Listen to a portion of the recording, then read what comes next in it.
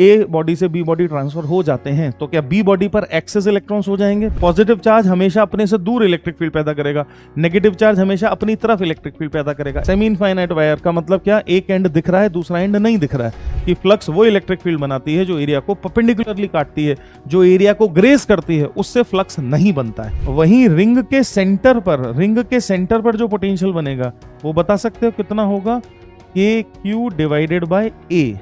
अगर total charge Q है तो पोटेंशियल का एक्सप्रेशन पॉइंट चार्ज अप्रोक्सीमेशन से के क्यू डिवाइडेड बाय आर बनेगा। ये रिलेशनशिप ये कह रहा है कि इलेक्ट्रिक फील्ड हमेशा ही उस दिशा में होगी जिस दिशा में, जिस डायरेक्शन में पोटेंशियल सबसे तेजी से गिरेगा। हेलो हेलो हेलो हेलो बच्चों, कैसे हो तुम सब?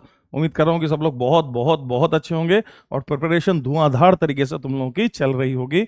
मेरा नाम मनीष शर्मा है और माइंड मैप सीरीज में 12th वाला जो पोर्शन है वो मैं लेने वाला हूँ।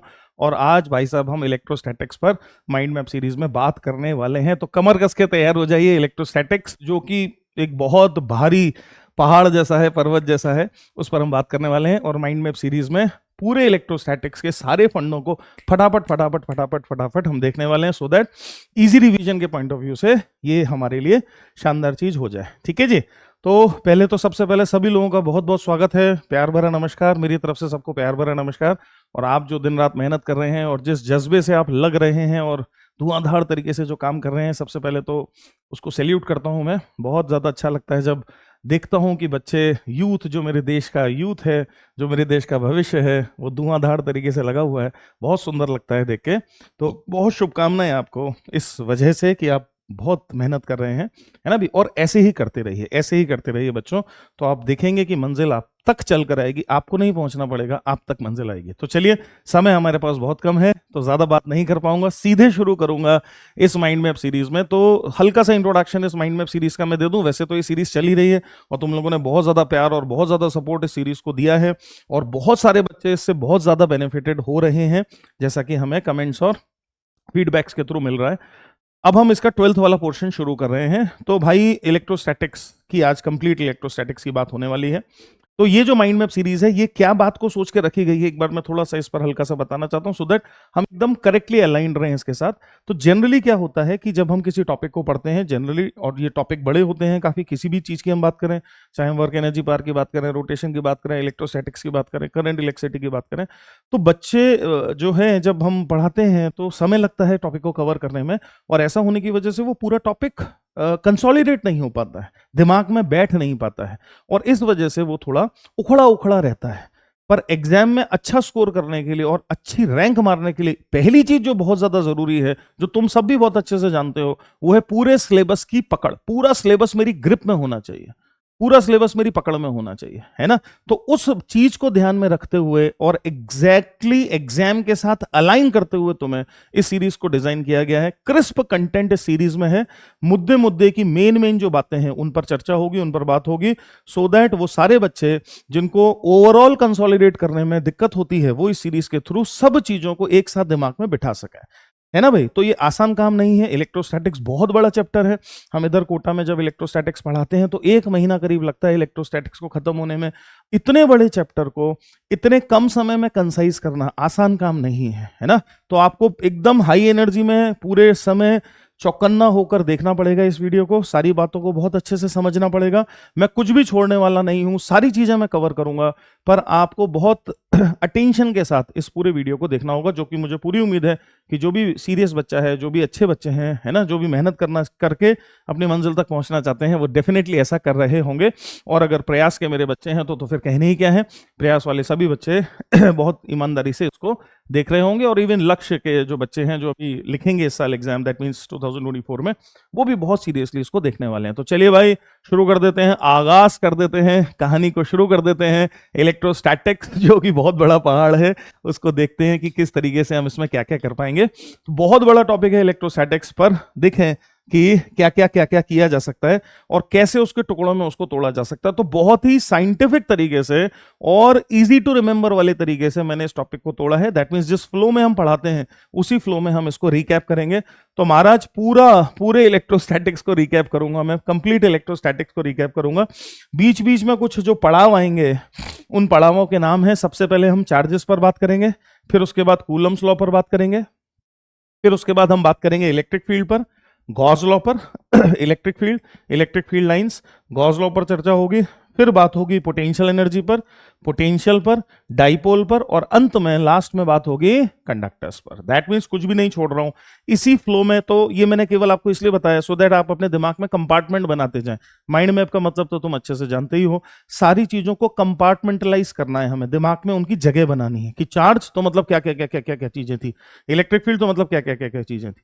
उसी तरीके से मैंने इस पीपीटी को डिजाइन किया है, उसी तरीके से इसको बनाया है, और काफी मेहनत लगी है। तो बहुत अंत तक इसको देखना है और इसका फायदा उठाना है, और कमेंट में बताना भी है। जो जो लोग बेनिफिट होंगे वो कमेंट में बताएंगे सो दैट हमको भी थोड़ा सा मोटिवेशन मिले। तो चलो भाई शुरू कर देते हैं। तो सबसे पहले चार्जेस से शुरू करेंगे तो चार्जेस के जो सेलिएंट फीचर्स हैं, बेसिक बात हैं जो पूछी जाती हैं, केवल उन्हीं पर मैं चर्चा करूंगा, उन्हीं पर बात करूंगा। तो हम अच्छे से जानते हैं कि चार्ज क्या है और कैसा है। तो चार्ज बेसिकली एक फंडामेंटल प्रॉपर्टी है, हम अच्छे से समझते हैं। चार्ज हमेशा मास के साथ एसोसिएटेड होता है, ये भी हम जानते हैं कि नहीं जानते हैं? दैट मीन्स मासलेस चार्ज जैसी कोई चीज नहीं हो सकती है। चार्जलेस मास तो हो सकता है, न्यूट्रल मास हो सकता है, पर मासलेस चार्ज जैसी कोई चीज नहीं हो सकती है ना।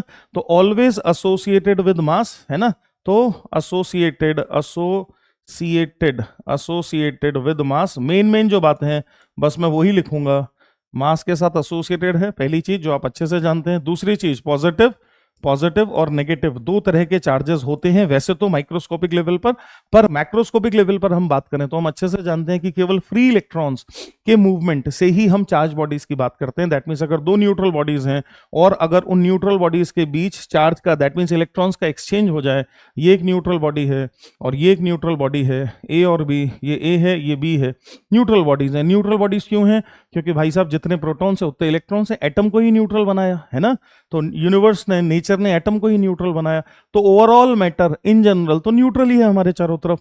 अब अगर किसी वजह से, जो बहुत सारे कारण हो सकते हैं, किसी वजह से अगर कुछ इलेक्ट्रॉन्स ए बॉडी से बी बॉडी ट्रांसफर हो जाते हैं, मान लेते हैं एन इलेक्ट्रॉन्स ए बॉडी से बी बॉडी ट्रांसफर हो जाते हैं, तो क्या बी बॉडी पर एक्सेस इलेक्ट्रॉन्स हो जाएंगे? बिल्कुल हो जाएंगे, जिसकी वजह से बी बॉडी नेगेटिवली चार्ज हो जाएगी। मैं लिखूंगा बी बॉडी को -Ne, और ए बॉडी पर डेफिशिएंसी हो जाएगी जिसकी वजह से ए बॉडी पॉजिटिवली चार्ज हो जाएगी। मैं उसको लिखूंगा +Ne। दैट मीन्स मैक्रोस्कोपिक दुनिया में, दैट मीन्स मेरी दुनिया में, पॉजिटिव और नेगेटिव चार्ज दोनों ही होते इलेक्ट्रॉन्स की वजह से ही हैं। Positive charge deficiency of electrons की वजह से होता है, negative charge excess of electrons की वजह से होता है। हम बहुत अच्छे से जानते हैं। इसको क्लब कर लें तो बनता है एक बहुत बहुत इंपॉर्टेंट प्रिंसिपल, जिसको हम principle of quantization of charge कहते हैं। क्वांटाइजेशन ऑफ चार्ज कहते हैं कि भाई साहब कोई भी बॉडी पर अगर चार्ज होगा तो वो हमेशा ±Ne के रूप में होगा। n इंटीजर नंबर होगा, है ना, पॉजिटिव इंटीजर नंबर होगा। n हमेशा ही पॉजिटिव इंटीजर जैसा होगा। समझ में आनी चाहिए बात, क्योंकि मैं कोई फ्रैक्शन में तो चार्ज ट्रांसफर कर नहीं सकता यार, है ना। तो चार्ज जो मैं ट्रांसफर करूंगा वो होल नंबर्स के टर्म्स में ही होगा। हेंस क्वांटाइजेशन ऑफ चार्ज बहुत बहुत इंपॉर्टेंट जो प्रिंसिपल है वो यहां पर हमें दिखाई देता है। कंजर्वेशन ऑफ चार्ज भी हम समझते हैं कि charge obviously can neither be created nor be destroyed, ना तो बनाया जा सकता है ना ही मिटाया जा सकता है। ठीक है भाई, तो क्वांटाइजेशन हो गया, कंजर्वेशन हो गया, है ना। स्केलर क्वांटिटी आप अच्छे से जानते हैं, कोई डायरेक्शन वगैरह इसके साथ एसोसिएटेड नहीं होता है चार्ज के साथ। स्केलर क्वांटिटी ये भी हम अच्छे से जानते हैं। हम ये भी जानते हैं कि भैया like charge repel each other, unlike charge attract each other, ये भी जानते हैं। कूलम लॉ उसी से बनती है, forces of attraction and repulsion से ही कूलम लॉ जो है वो बनती है। अच्छा जी, एक कूलम चार्ज में कितने इलेक्ट्रॉन होते हैं, ये डेटा मैं जो बोर्ड पर लिख रहा हूं ये इंपॉर्टेंट है, कभी कभी सीधे क्वेश्चंस में यूज हो जाता है। तो वो फिगर है 6.25 × 10⁻18 इलेक्ट्रॉन्स, है ना, या ई। एक कूलम चार्ज में ई जो सबसे छोटा फंडामेंटल यूनिट है, ई जो तुम जानते हो जिसकी वैल्यू कितनी है, ई जो क्वांटा है चार्ज का उसकी वैल्यू कितनी है, 1.6 × 10⁻−19 कूलम, है ना। तो एक कूलम चार्ज में कितने इलेक्ट्रॉन्स या कितने इलेक्ट्रॉन्स की डेफिशिएंसी से एक कूलम चार्ज बनेगा, तो वह 6.25 × 10⁻18 ही, इसको दिमाग में रख लो। अब मैं अगर कोई भी क्वेश्चन पूछूं कि फलाने चार्ज में कितने इलेक्ट्रॉन्स होंगे या कितनी डेफिशिएंसी होगी, तो फटाफट से बता सकते हो। ठीक, आखिरी चीज, चार्ज का एसआई यूनिट तो हम जानते हैं, पर कभी कभी चार्ज के सीजीएस यूनिट पर भी बात हो जाती है ना। तो चार्ज का जो सीजीएस यूनिट है वो है क्या, स्टैट कूलम, है ना। चार्ज का जो सीजीएस यूनिट है वो है स्टैट कूलम। और एक कूलम में कितने स्टैट कूलम है? एक कूलम में 3 इंटू 10⁹ स्टैट कूलम होते हैं। स्टैट कूलम होते हैं। स्टैट कूलम सीजीएस यूनिट है, कूलम हमारा एसआई यूनिट है। बस इतनी बातें चार्ज के बारे में दिमाग में रखेंगे तो हमारा काम मजे से चल जाएगा। ठीक है भाई, चलिए जी अगले आगे बढ़ जाते हैं। सेकंड जो चीज है वो है कूलम्स लॉ। हम बहुत अच्छे से जानते हैं कि कूलम्स लॉ पॉइंट चार्जेस के लिए होती है। पहला पॉइंट दिमाग में बहुत अच्छे से रखें, कूलम लॉ किसके लिए वैलिड है? पॉइंट चार्जेस के लिए वैलिड है। पॉइंट चार्जेस के लिए वैलिड है। तो ये अगर एक पॉइंट चार्ज है और इससे कुछ दूरी पर, r दूरी पर ये कोई दूसरा पॉइंट चार्ज है Q1 और Q2, तो Q1 Q2 एक दूसरे पर जो फोर्स लगाते हैं, obviously that is given by Coulomb's law which has been found by Coulomb to be proportional to the product of charges Q1 Q2, the product of charges, है ना, and this force has been found to be proportional to 1/r²। सही बात है। Coulomb ने जो law दिया था, तब सीजीएस सिस्टम चलता था, कूलम ने जो लॉ दिया था वो था F is equal to K Q1 Q2/r²। यहां पर भी एक छोटी सी बात समझने की है, ये जो K है जिसको हम कूलम्बियन कांस्टेंट कहते हैं, ये K सीजीएस सिस्टम में 1 यूनिट होती है। इसकी सीजीएस सिस्टम में इसकी वैल्यू 1 यूनिट है। एसआई सिस्टम में इसकी वैल्यू है 9 × 10⁹ जो हम यूज करते हैं, क्योंकि हम तो एसआई सिस्टम यूज करते हैं। पर आपको पता होना चाहिए कि कूलम ने जब लॉ दिया था तब K का वैल्यू 1 था। फिर चूंकि अब हम एसआई सिस्टम यूज करते हैं, इसीलिए K का वैल्यू 9 × 10⁹ जो कन्वर्जन फैक्टर है 9 × 10⁹ एसआई सिस्टम में है।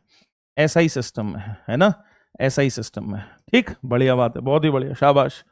ठीक, अच्छा जी, K को लिखने का एक और अंदाज है, K को लिखने का एक और तरीका है। क्या है वो तरीका?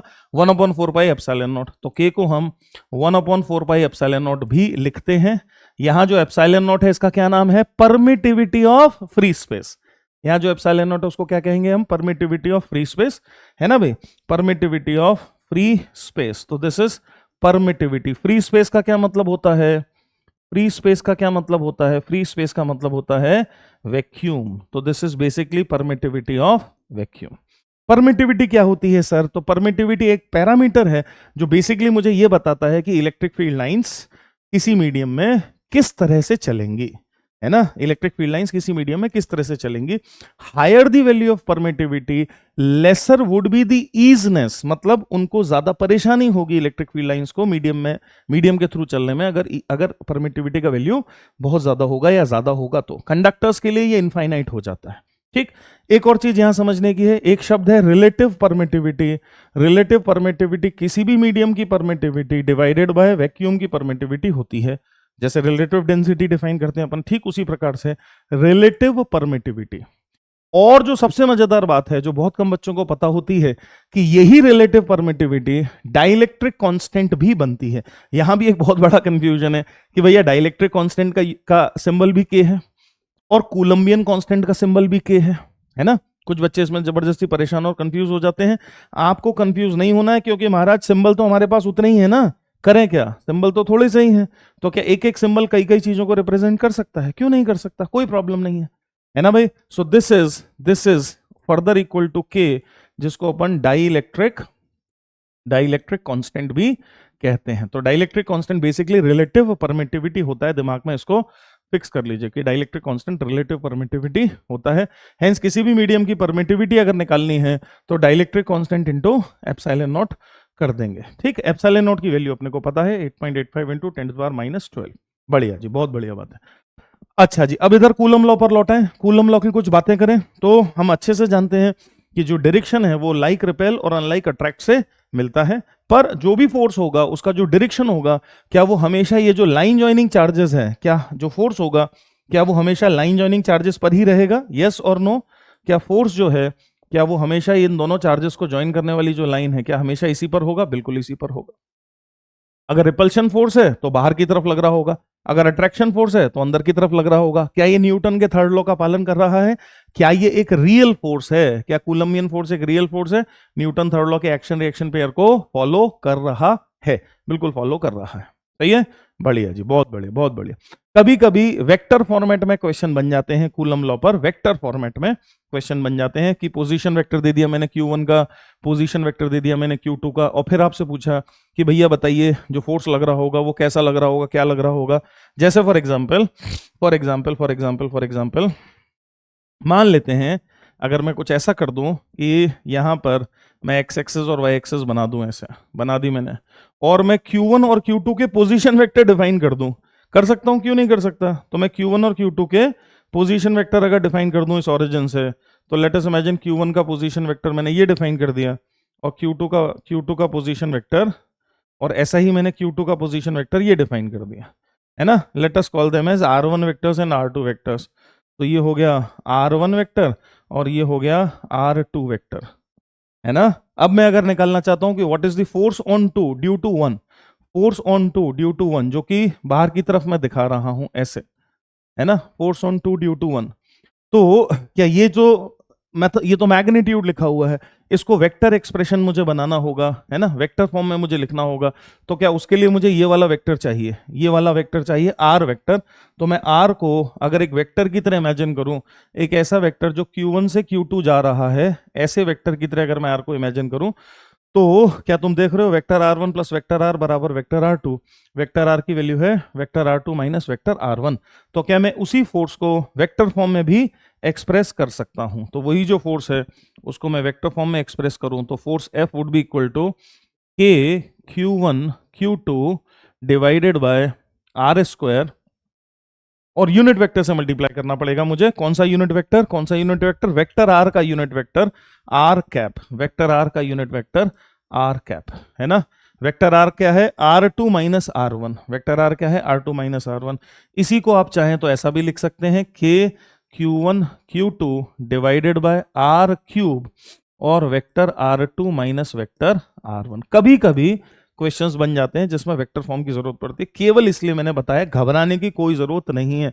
बहुत सारे बच्चे ऐसे हैं जो वेक्टर देखते ही इनके पेट में दर्द होने लगता है, और वो ये बात नहीं समझते हैं कि वेक्टर्स एक्चुअली आपकी मदद करता है थ्री डायमेंशनल सिचुएशन को। नहीं तो कैसे एनालाइज करोगे भाई, थ्री डायमेंशनल सिचुएशन को कैसे एनालाइज करोगे? अगर वेक्टर से ही दुश्मनी ले लोगे तो कैसे एनालाइज करोगे, है ना। तो वेक्टर और ग्राफ, दो चीजों से दुश्मनी नहीं लेनी है।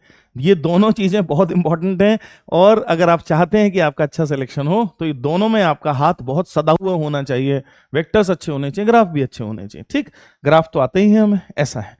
चलिए जी, तो इससे हमारा कूलम लॉ का मजेदार काम चल जाएगा। अच्छा जी, एक और बहुत ज्यादा कॉमन कंफ्यूजन होता है, कूलम लॉ सुपरपोजिशन प्रिंसिपल को फॉलो करता है। दैट मींस अभी तो हमने दो चार्जेस के लिए डिफाइन किया है, अगर दो से ज्यादा चार्जेस हो जाए तो हम क्या करेंगे? तो हम ये करेंगे कि दो दो के पेयर बनाएंगे, है ना। मान लेते हैं Q3 चार्ज भी होता, तो क्या Q3 भी Q2 पर फोर्स लगाता? बिल्कुल लगाता।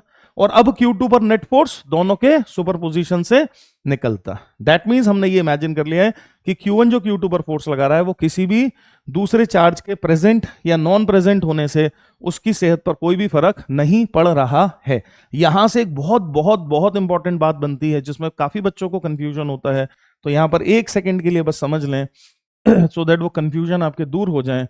तो मान लेते हैं ये Q1 है और ये Q2 है, ये Q1 है और ये Q2 है ना, और दोनों के बीच में गैप है R। ठीक, Q1 Q2 पर जो फोर्स लगा रहा है, force by Q1 on Q2 की अगर मैं बात करूं, उसके मैग्नीट्यूड की बात करूं, तो वो है 1/4πε0 Q1 Q2 by R square, Q1 Q2 by R square. बिल्कुल सही है। अभी Q1 Q2 के बीच क्या मीडियम था? वैक्यूम था। अब अगर मैं Q1 Q2 के बीच मीडियम बदल दूं, Q1 Q2 के बीच मीडियम बदल दूं, मान लेते हैं Q1 Q2 के बीच मैं कोई K डाइलेक्ट्रिक का मीडियम पूरी स्पेस में भर दूं, तो मैंने कोई K डाइलेक्ट्रिक का मीडियम पूरी स्पेस में भर दिया है, ऐसे ऐसे ऐसे। तो जनरली बुक्स वगैरह में जो लिखा होता है, जिसको ठीक से नहीं पढ़ने के कारण बच्चों को कंफ्यूजन हो जाता है, तो वो कंफ्यूजन मैं यहां दूर कर रहा हूं। ध्यान से सुने, Q1 जो Q2 पर फोर्स लगाएगा वो मीडियम आ जाने पर बदलेगा नहीं, मीडियम आ जाने पर बदलेगा नहीं। तो अगर आपने K डाइलेक्ट्रिक भर दिया है तो भी force by Q1 on Q2 की वैल्यू अभी भी यही होगी। बहुत वाइटल पॉइंट है। But net force on Q2 अब बदल जाएगा, है ना। नेट फोर्स ऑन Q2 अब बदल जाएगा। हेंस अगर नेट फोर्स ऑन Q2 लिखूं, नेट फोर्स ऑन Q2 अगर मैं लिखूं, तो नेट फोर्स ऑन Q2 की वैल्यू होगी 1/4πε0 K, यहां K आ जाएगा, Q1 Q2 by R square. तो बस एक बात को दिमाग में बिठा लीजिए कि डाइलेक्ट्रिक कांस्टेंट K एक्चुअली तब आता है जब हम नेट फोर्स की बात करते हैं। डाइलेक्ट्रिक कांस्टेंट के तब आता है जब हम नेट की बात करते हैं, जब हम रिजल्टेंट की बात करते हैं तब डाइलेक्ट्रिक कांस्टेंट के आता है। पूरे फिजिक्स में कहीं भी आप चले जाओ डाइलेक्ट्रिक कांस्टेंट के तभी आएगा जब अपन नेट की बात करेंगे। तो मुझे उम्मीद है कि ये बात आपको समझ में आ गई होगी। वाइटल पॉइंट है, इस पर क्वेश्चन बन जाते हैं। रिसेंट भी अभी 1 साल पहले भी इस पर पूछा गया है, आगे भी इस पर पूछा जा सकता है, क्योंकि बहुत ज्यादा कॉमन कंफ्यूजन है, इसको लेके बच्चों के दिमाग में कंफ्यूजन होते हैं। चलिए जी, अब हम बढ़ जा रहे हैं, थोड़ी सी गाड़ी आगे बढ़ा ले रहे हैं और इलेक्ट्रिक फील्ड लाइंस जो कि एक कंसेप्ट है की तरफ बढ़ जा रहे हैं। हम सब अच्छे से समझते हैं कि जो कूलम्बियन फोर्स है वो फोर्स एट अ डिस्टेंस का एग्जाम्पल है। दोनों Q1 Q2 चार्जेस के बीच कोई रस्सी तो बंधी नहीं हुई है, फिर Q1 Q2 फोर्स कैसे लगा रहा है एक दूसरे पर, उसको जस्टिफाई करने के लिए हमने इलेक्ट्रिक फील्ड लाइंस का कंसेप्ट इजाद किया, इलेक्ट्रिक फील्ड लाइंस के कंसेप्ट की बात करी। ठीक, तो दैट मीन्स पॉजिटिव चार्ज से फील्ड लाइंस निकल रही हैं और नेगेटिव चार्ज पर फील्ड लाइन से टर्मिनेट हो रही हैं, ऐसा मैंने अपने दिमाग में इमेजिन किया। ठीक है जी, तो हमने कंसेप्ट बनाया फील्ड लाइंस का। तो अगर ये कोई पॉजिटिव चार्ज है, ये कोई पॉजिटिव चार्ज है +Q, तो हमने ऐसा सोचा कि इस पॉजिटिव चार्ज से इलेक्ट्रिक फील्ड लाइंस ऐसे रोशनी की तरह, ऐसे रोशनी की तरह इलेक्ट्रिक फील्ड लाइंस इसके चारों तरफ निकल रही हैं। ये कंसेप्ट है केवल, है ना, ऐसा हमने कंसेप्ट बनाया तो दैट हम जस्टिफाई कर पाए कि फोर्सेस कैसे लग रहे हैं। और अगर कोई नेगेटिव चार्ज है, -Q चार्ज है, नेगेटिव चार्ज है ना, ये कोई नेगेटिव चार्ज है -Q, तो इलेक्ट्रिक फील्ड लाइंस इस नेगेटिव चार्ज तक आ रही हैं, इलेक्ट्रिक फील्ड लाइंस इस नेगेटिव चार्ज तक आ रही हैं, ऐसा हमने सोचा। इन्फिनिटी से आ रही हैं, ऐसा हमने इमेजिन किया। क्या मेरी बात समझ रहे हो? ऐसा किया भैया, ऐसे चित्र बना लिए, कई सारे ऐसे चित्र बना लिए और दिमाग में सेट कर लिया, कहानी को सेट कर लिया कि भैया इलेक्ट्रिक फील्ड लाइन जैसी कोई चीज होती है और कुछ प्रॉपर्टीज उन्होंने इलेक्ट्रिक फील्ड लाइंस को दे दी। वो प्रॉपर्टीज समझना बहुत मजेदार है क्योंकि उन प्रॉपर्टीज पर कभी कभी क्वेश्चंस बन जाते हैं। तो पहली प्रॉपर्टी तो यही है कि electric field lines positive charge से शुरू होती हैं और नेगेटिव चार्ज पर टर्मिनेट होती हैं। Electric field lines positive charge से शुरू होती हैं और नेगेटिव चार्ज पर टर्मिनेट होती हैं, पहली प्रॉपर्टी हो गई। दूसरी प्रॉपर्टी इलेक्ट्रिक फील्ड इंटेंसिटी, जो भी हम सीखने वाले हैं तुम तो जानते ही हो। इन इलेक्ट्रिक फील्ड लाइंस पर अगर मैं टेंजेंट खींचता हूं तो वो मुझे इलेक्ट्रिक फील्ड इंटेंसिटी के डायरेक्शन को बताते हैं, है ना। तो tangent drawn at electric field line, tangent drawn at electric field line gives, क्या चीज बताते हैं? Gives direction of electric field. सारे पॉइंट नोट करने हैं भाई, मेन जो बातें हैं वही सब बता रहा हूं मैं, जिन पर क्वेश्चन बनते, एकदम खटाक बुलसाई वाला खेल चल रहा है, तो बहुत ढंग से देखिए और समझते जाइए।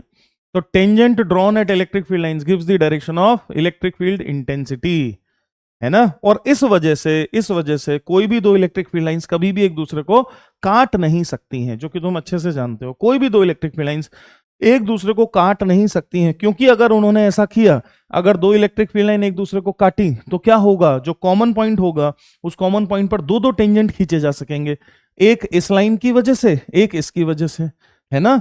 हेंस उस पॉइंट पर रिजल्टेंट इलेक्ट्रिक फील्ड के दो डायरेक्शन हो जाएंगे। वो कैसे हो सकता है यार, रिजल्टेंट तो एक ही डायरेक्शन में होगा ना, रिजल्टेंट दो डायरेक्शन में कैसे हो जाएगा बाबा, रिजल्टेंट तो एक ही डायरेक्शन में होगा, तो दैट इज नॉट पॉसिबल। ठीक, तो हम अच्छे से जानते हैं कि हमने एक प्रॉपर्टी असाइन कर दी कि भाई साहब ऐसा नहीं हो सकता है। ठीक, तो एक तो बहुत इंपॉर्टेंट बात ये मैंने आपको बताई। दूसरी बहुत इंपॉर्टेंट बात है जिससे इमेजिनेशन करते हैं, हम पिक्चर बनाते हैं दिमाग में। दूसरी जो इंपॉर्टेंट बात है वो ये है कि ये जो इलेक्ट्रिक फील्ड लाइंस हैं, इनकी जो डेंसिटी है, दैट मीन्स ये कितनी पास पास हैं, कितनी दूर दूर हैं, उसका संबंध इलेक्ट्रिक फील्ड इंटेंसिटी के मैग्नीट्यूड से होता है। इस पर एडवांस ने और मेंस ने क्वेश्चन उठाए हैं। That means electric field lines अगर पास पास होंगी, हाईली डेंसिटी ज्यादा होगी, तो इलेक्ट्रिक फील्ड इंटेंसिटी ज्यादा होगी, और इलेक्ट्रिक फील्ड लाइंस अगर दूर दूर होंगी तो इलेक्ट्रिक फील्ड इंटेंसिटी कम होगी। तो magnitude of electric field intensity is directly proportional to density of electric field lines, is directly proportional to density of electric field lines. Electric field lines को EFL कहते हैं। दोनों बातें बहुत ज्यादा इंपॉर्टेंट हैं, घुमा फिरा के पूछा जाता है कि आप ये अच्छे से जानते हैं या नहीं जानते हैं, जानते हैं या नहीं जानते हैं।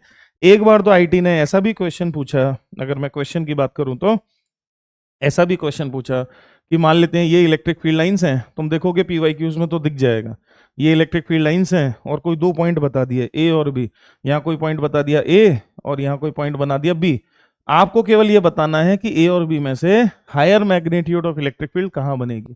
ऑब्वियसली ए पर बनेगी, है ना। तो magnitude of electric field A पर would be greater than magnitude of electric field B पर। बस इतना सी पूछा। ठीक ठीक, चलिए जी, ओके भाई साहब। नाउ ये तो हो गई हमारी इलेक्ट्रिक फील्ड लाइंस की कहानी, है ना। Electric field as a concept को अगर हम समझें तो सबसे पहली बात इलेक्ट्रिक फील्ड में समझने की है कि electric field is defined at a point. Electric field is defined at a point. तो स्पेस में किसी पॉइंट पर इलेक्ट्रिक फील्ड डिफाइन होती है, और उस पॉइंट पर इलेक्ट्रिक फील्ड को डिफाइन करने के लिए हमें एक काम करना पड़ता है कि हम उस जगह पर रखें एक टेस्ट चार्ज, उस टेस्ट चार्ज पर कितना फोर्स आ रहा है वो समझें, और फिर फोर्स को उसी टेस्ट चार्ज के मैग्नीट्यूड से डिवाइड कर दें, तो हमें उस जगह पर इलेक्ट्रिक फील्ड इंटेंसिटी पता चलेगी। Hence by definition electric field intensity की जो डेफिनेशन है वो है the force experienced by a test charge divided by the magnitude of test charge. Q naught is the test charge. Now what is test charge? Test charge is a charge which is of very very small magnitude, very very small magnitude, है ना। Hence electric field को define करने का जो fundamental तरीका है वो fundamental तरीका ये है जो आपके सामने लिखा हुआ है कि किसी जगह पर इलेक्ट्रिक फील्ड को अगर डिफाइन करना है तो उस जगह पर जो फोर्स आ रहा होगा divided by the magnitude of test charge is the electric field at that direction. That means अगर टेस्ट चार्ज पॉजिटिव हुआ तो जो फोर्स का डायरेक्शन है वही इलेक्ट्रिक फील्ड का डायरेक्शन है, और अगर टेस्ट चार्ज नेगेटिव हुआ तो जो फोर्स का डायरेक्शन है उसके अपोजिट डायरेक्शन में इलेक्ट्रिक फील्ड होगी। इस बात को, ये काफी इंपॉर्टेंट बात है, इस बात को हम यहां से भी समझ सकते हैं कि F, इसी रिलेशनशिप से मैं एक बहुत इंपॉर्टेंट और बहुत सुंदर रिलेशन बनाऊंगा, F बराबर QE। देखिए ध्यान से, F बराबर QE। तो किसी जगह पर अगर इलेक्ट्रिक फील्ड E है, वहां अगर Q चार्ज रख दें तो उस चार्ज पे क्या फोर्स लगेगा दादा? F बराबर QE। अब अगर Q पॉजिटिव हुआ तो फोर्स इलेक्ट्रिक फील्ड के डायरेक्शन में होगा, और अगर Q नेगेटिव हुआ तो फोर्स इलेक्ट्रिक फील्ड के अपोजिट डायरेक्शन में होगा। तो हम बहुत अच्छे से जानते हैं और समझते हैं कि positive charge experiences forces along the electric field and negative charge experiences forces in the direction opposite to the electric field. जैसे फॉर एग्जांपल अगर मैं आपसे कहूं कि ये एक स्पेस है जिसमें यूनिफॉर्म इलेक्ट्रिक फील्ड है ना, यूनिफॉर्म इलेक्ट्रिक फील्ड का क्या मतलब हुआ? इलेक्ट्रिक फील्ड का मैग्नीट्यूड और डायरेक्शन हर जगह एक जैसा है। थोड़ा भी अगर तुम सोचोगे तो तुम्हें एक बात बड़े साफ तरीके से दिखाई देगी कि यूनिफॉर्म इलेक्ट्रिक फील्ड को रिप्रेजेंट करने का ऐसा ही डायग्राम हो सकता है, parallel lines, equi spaced parallel lines से ही केवल और केवल यूनिफॉर्म इलेक्ट्रिक फील्ड को रिप्रेजेंट किया जा सकता है। इक्वी स्पेस्ड पैरेलल लाइंस, ऐसे मान लेते हैं कि कोई इक्वी स्पेस्ड पैरेलल लाइन है जो कि किसी इलेक्ट्रिक फील्ड मान लेते हैं ई नोट को डिनोट कर रही है इन द राइटवर्ड डायरेक्शन, और अगर मैंने इस स्पेस में चार्ज पार्टिकल्स को छोड़ दिया, मान लेते हैं कि किसी पॉजिटिव चार्ज पार्टिकल को छोड़ दिया, प्लस क्यू चार्ज को छोड़ दिया, और ऐसे ही यहां अगर किसी माइनस क्यू चार्ज को छोड़ दिया, तो ये समझना बिल्कुल मुश्किल नहीं है कि जो पॉजिटिव चार्ज है उस पर जो फोर्स लगेगा वो इलेक्ट्रिक फील्ड के डायरेक्शन में लगेगा, और नेगेटिव चार्ज पर जो फोर्स लगेगा वो इलेक्ट्रिक फील्ड के अपोजिट डायरेक्शन में लगेगा। तो पॉजिटिव चार्ज पर फोर्स लगेगा ऐसे, और नेगेटिव चार्ज पर फोर्स लगेगा ऐसे। सिंपल सिंपल सिंपल, समझ में आती है बात हमें? ठीक, अच्छा जी। यहीं से अब हम समझ रहे हैं एक बड़ी मजेदार सी चीज कि अगर मैं यूनिफॉर्म इलेक्ट्रिक फील्ड में किसी चार्ज पार्टिकल को रिलीज कर दूं तो क्या होगा? यूनिफॉर्म इलेक्ट्रिक फील्ड का मतलब मैंने अभी अभी समझाया तुम्हें। यूनिफॉर्म इलेक्ट्रिक फील्ड क्या भैया? यूनिफॉर्म इलेक्ट्रिक फील्ड जहां क्या मतलब हर जगह पर इलेक्ट्रिक फील्ड का मैग्नीट्यूड और डायरेक्शन सेम है। हर जगह पर पार्टिकल पर लगने वाली इलेक्ट्रिक फील्ड का मैग्नीट्यूड और डायरेक्शन सेम है। अगर ऐसा है तो क्या यूनिफॉर्म इलेक्ट्रिक फील्ड में पार्टिकल पर जो फोर्स लगेगा क्या वो हर जगह सेम होगा? क्योंकि फोर्स तो है F बराबर QE, और अगर E तुम्हारा हर जगह एक जैसा है तो पार्टिकल पर जो फोर्स आएगा वो तो हर जगह एक जैसा होगा। यस और नो? यस। हेंस पार्टिकल पर हर जगह फोर्स यूनिफॉर्म होगा या सेम होगा। That means constant force particle पर लग रहा होगा। क्या हमने अपने जीवन में कांस्टेंट फोर्स पार्टिकल पर लगने वाली कोई सिचुएशन देखी है? क्या देखी है? मोशन अंडर ग्रेविटी, है ना, जो अपन काइनेमेटिक्स में पढ़ते हैं। तो क्या मोशन अंडर ग्रेविटी में हमने सीखा है, क्या सीखा है? हमने सीखा है कि अगर पार्टिकल को स्ट्रेट फेंक दें, सीधा फेंक दें तो वन डायमेंशनल मोशन करता है, और अगर एंगल पर फेंक दें तो प्रोजेक्टाइल मोशन करता है। क्या ये दोनों बातें वहां से कॉपी पेस्ट करके मैं यहां ला सकता हूं? क्या ये दोनों बातें वहां से कॉपी पेस्ट करके मैं यहां ला सकता हूं? सही बात है। हेंस पार्टिकल का मोशन, चार्ज पार्टिकल का motion in uniform electric field केवल दो ही प्रकार का हो सकता है, या तो स्ट्रेट लाइन या पैराबोलिक। बहुत इंपॉर्टेंट बात है, सीधे सीधे ही पूछ लेगा, सीधे सीधे पूछ लेगा कि यूनिफॉर्म इलेक्ट्रिक फील्ड में चार्ज पार्टिकल का मोशन किस तरह का हो सकता है, इलिप्टिकल हो सकता है, हाइपरबोलिक हो सकता है, ऐसे पूछेगा। नहीं हो सकता भाई साहब, केवल दो ही तरीके का हो सकता है, या तो होगा स्ट्रेट लाइन, या तो होगा स्ट्रेट लाइन, है ना, और या होगा पैराबोलिक, या होगा पैराबोलिक। कब स्ट्रेट लाइन होगा, कब पैराबोलिक होगा? कब स्ट्रेट लाइन होगा, कब पैराबोलिक होगा? अगर आपने किसी पार्टिकल को जीरो वेलोसिटी से छोड़ा है तब तो स्ट्रेट लाइन ही चलेगा, जैसे मोशन अंडर ग्रेविटी में ड्रॉप कर दो तो सीधे गिरेगा, ठीक है। अगर आपने किसी पार्टिकल को वेलोसिटी दी है और वो वेलोसिटी इलेक्ट्रिक फील्ड के या तो पैरेलल है या एंटी पैरेलल है, तो भी उसका मोशन स्ट्रेट लाइन होगा। जैसे मोशन अंडर ग्रेविटी में पार्टिकल को सीधे ऊपर फेंको या सीधे नीचे फेंको, स्ट्रेट लाइन में चलेगा। अगर आपने पार्टिकल को वेलोसिटी जैसे मोशन अंडर ग्रेविटी में थीटा एंगल पर दे दी है, वैसे ही यहां अगर थीटा इलेक्ट्रिक फील्ड से थीटा एंगल पर अगर आपने पार्टिकल को वेलोसिटी दे दी तो कैसा चलेगा?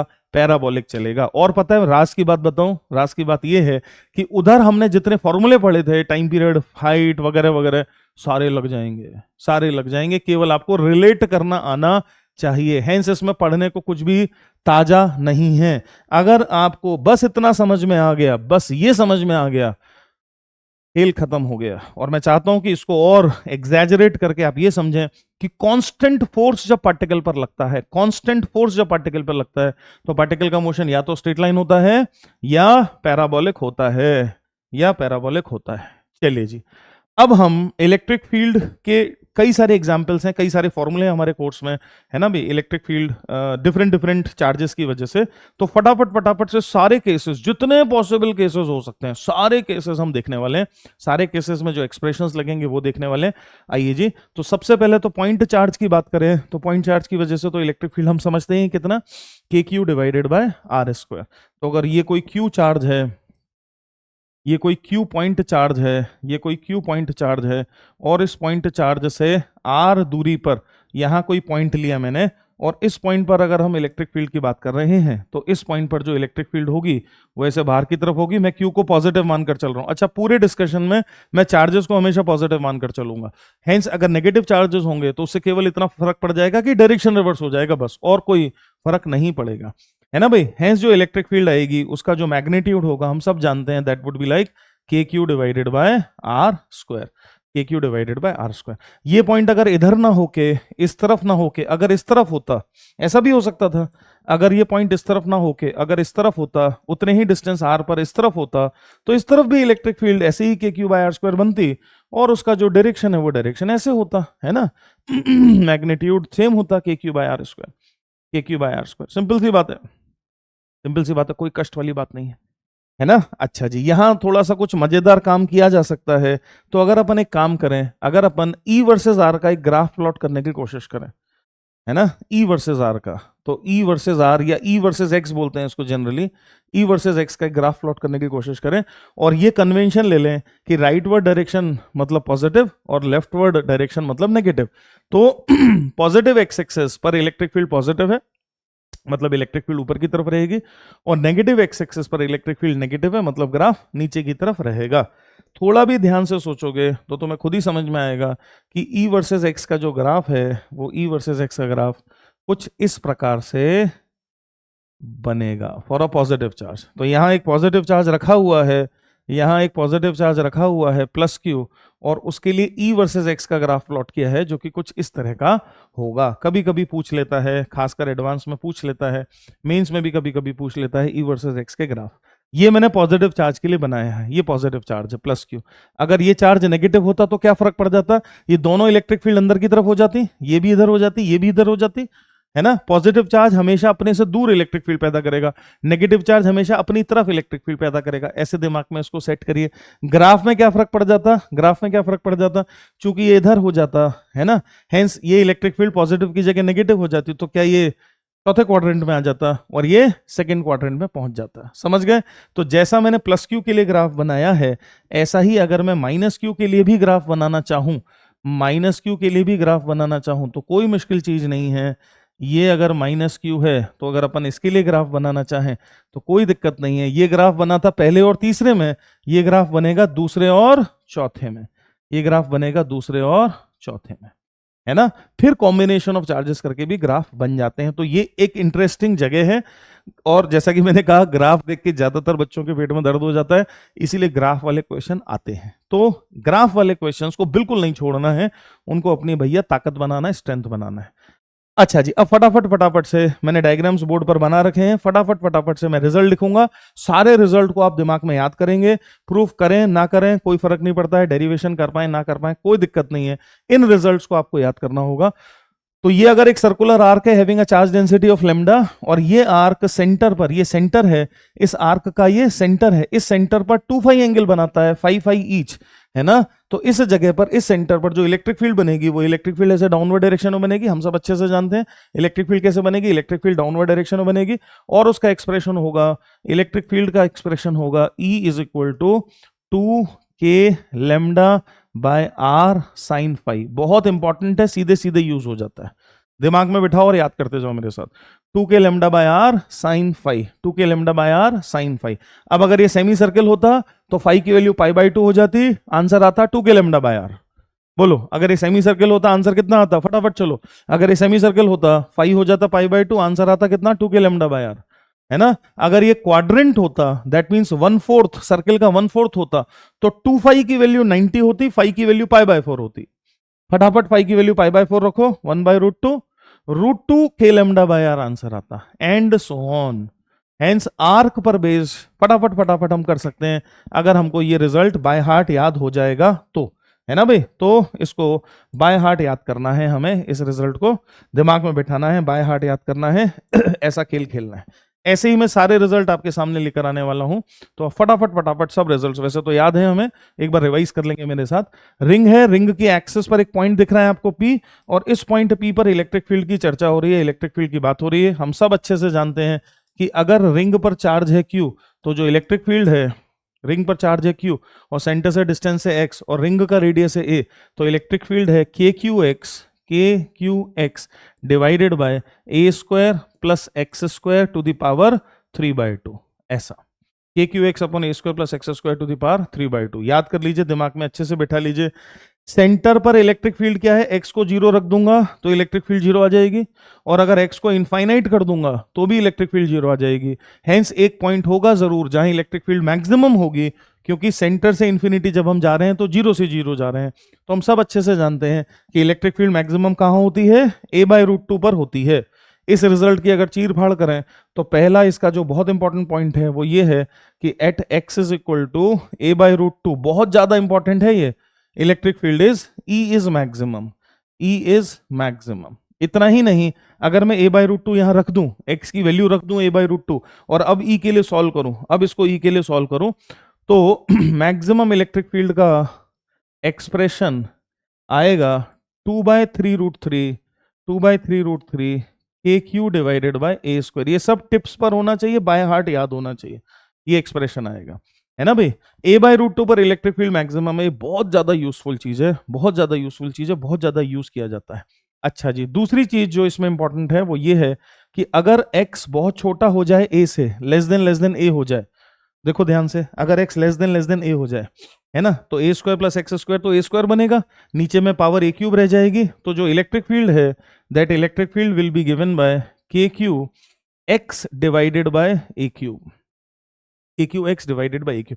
That means electric field x पर लीनियर हो जाएगी, इलेक्ट्रिक फील्ड x पर लीनियर हो जाएगी। और अब अगर रिंग पर पॉजिटिव चार्ज है, और अगर हम रिंग पर कोई नेगेटिव छोटा सा चार्ज रख के उसको हल्का सा डिस्टर्ब कर दें, तो चूंकि इलेक्ट्रिक फील्ड लीनियर हो गई है, तो क्या फोर्स भी लीनियर आएगा, और ऐसा हो जाने से SHM की सिचुएशंस जनरेट होगी। आपसे टाइम पीरियड पूछ सकता है, आपसे टाइम पीरियड पूछ सकता है। समझ रहे हो क्या, मेरी बात समझ रहे हो। पॉजिटिव रिंग के सेंटर पर नेगेटिव चार्ज रख के एक्सिस के अलोंग डिस्टर्ब करके SHM की कंडीशन बन रही है। Provided the disturbance is small enough. और ऐसा करके वो आपसे क्या पूछ सकता है, टाइम पीरियड पूछ सकता है। तो टाइम पीरियड निकालना भी मुझे आना चाहिए, है ना।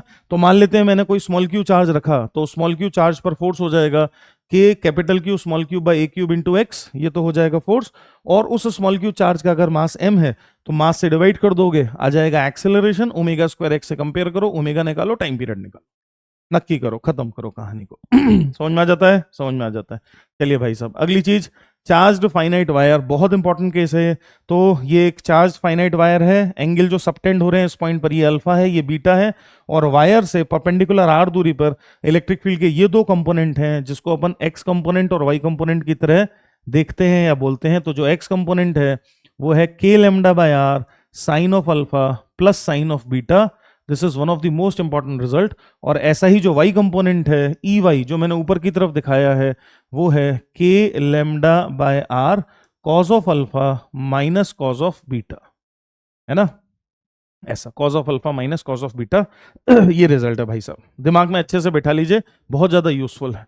तो फाइनाइट अगर कोई वायर है और उससे आर डिस्टेंस पर यहां अगर कोई पॉइंट है, तो इस पॉइंट पर जो इलेक्ट्रिक फील्ड बन रही है उसके ये दो कंपोनेंट हैं और ये उनकी वैल्यूज हैं। ठीक, अब इसका एप्लीकेशन देखते हैं। अगर इनफाइनाइट हो जाए वायर तो क्या अल्फा बीटा दोनों 90 की तरफ टेंड करेंगे, और ऐसा हो जाने से ई वाई तो 0 हो जाएगा और ई एक्स की वैल्यू ये 1 और 1 1 के 2 बनेगा, 2 के लेमडा बाय आर आएगी। हेंस जो इलेक्ट्रिक फील्ड आएगी, जो रिजल्टेंट इलेक्ट्रिक फील्ड है, वो है 2 K lambda divided by are. तो हम जानते हैं अच्छे से इनफाइनाइट वायर की वजह से इलेक्ट्रिक फील्ड कितना है, 2 के लेमडा बाय आर, वो रही 2 K lambda by r. Infinite wire की वजह से इलेक्ट्रिक फील्ड कितना है, 2 के लेमडा बाय आर। अगर ये पॉइंट यहां नहीं होके यहां होता तो इलेक्ट्रिक फील्ड का डायरेक्शन भी ऐसा होता। अगर चार्ज पॉजिटिव ना होके नेगेटिव होता तो इलेक्ट्रिक फील्ड का डायरेक्शन अंदर की तरफ होता। फॉर्मूला नहीं बदलता, formula 2 K lambda by are ही रहता। समझते जा रहे हो, ऐसा है। फटाफट फटाफट रिवाइज करते जाओ। Semi infinite wire, semi infinite wire का मतलब क्या, एक एंड दिख रहा है दूसरा एंड नहीं दिख रहा है, ये वाला एंड इंफिनिटी जा रहा है, ये वाला एंड विजिबल है। 3 केस हो सकते हैं सेमी इनफाइनाइट वायर के, टक टक टक, तीनों केसेस दिमाग में बिठाइए। अगर जो पॉइंट है जिस पॉइंट पर इलेक्ट्रिक फील्ड निकालना है, अगर वो वायर के एज के ठीक सामने है, अगर वो वायर के एज के ठीक सामने है, तो क्या अपने को समझ में आ रहा है, अपने को समझ में आ रहा है कि अल्फा की वैल्यू तो हो गई है पाई बाय 2, अल्फा की वैल्यू तो हो गई है पाई बाय 2, और बीटा की वैल्यू हो गई है 0, है ना। पीछे जो फॉर्मूला सीखा था, ये जो फॉर्मूला सीखा था, इसमें अल्फा की वैल्यू तो हो गई है पाई बाय 2 और बीटा की वैल्यू हो गई है 0। रख दें उठा के, इधर और इधर रख दें, तो रख देने के बाद जो कंक्लूजन है वो है कि इलेक्ट्रिक फील्ड का जो एक्स कंपोनेंट है वो है के लेमडा बाय आर, और इलेक्ट्रिक फील्ड का जो वाई कंपोनेंट है वो डाउनवर्ड डायरेक्शन में है और वो भी है K lambda by are. Hence जो रिजल्टेंट इलेक्ट्रिक फील्ड बनेगी वो 45 डिग्री के एंगल पर बनेगी। ऐसे रिजल्टेंट इलेक्ट्रिक फील्ड ऐसे बनेगी, √2 K lambda by are 45 degree के एंगल पर बनेगी। ठीक, सेकेंड केस में आ जाते हैं। तो अगर पॉइंट यहां है, ये एंगल थीटा है ना भाई, तो यहां समझ लीजिए अल्फा की वैल्यू हो गई है पाई बाय 2 और बीटा की वैल्यू हो गई है थीटा, है ना। ऐसा हो जाने से जो एक्स कंपोनेंट है ये है K lambda by r into 1 plus sine theta, और जो वाई कंपोनेंट है वो है K lambda by r cos theta, downward direction में। ठीक, तीसरा केस जब वायर तो यहां से इंफिनिटी जा रहा है और पॉइंट जो है वो पॉइंट यहां कहीं है, ध्यान से देखो। तो मैंने यहां से एक लाइन खींची, वायर को एक्सटेंड किया और परपेंडिकुलरली आर डिस्टेंस पर मिली, और वहां एंगल आया थीटा, वहां एंगल आया थीटा, है ना भाई। तो इस केस में अल्फा की वैल्यू पाई बाय 2 हो गई है और बीटा की वैल्यू माइनस थीटा हो गई है। ये मैं आपको इसलिए बता रहा हूं ताकि याद करने में आसानी हो जाए, खुद भी निकाल सको। अब उठा के सब्स्टिट्यूट कर दोगे तो ये वाला जो एक्सप्रेशन है वो आएगा K lambda by r into 1 minus sine theta, और ये वाला जो एक्सप्रेशन है वो आएगा K lambda by r into cos theta. भाई साहब बहुत ज्यादा जरूरी है इलेक्ट्रोस्टैटिक्स में फॉर्मूलों को दिमाग में रखना, क्योंकि यहां नया कुछ होता ही नहीं है। 10 बार एक्सप्रेशन है, अगर आपने दिमाग में ढंग से भर लिए तो आप मानकर चलिए कि खेल खत्म हो जाएगा आपका।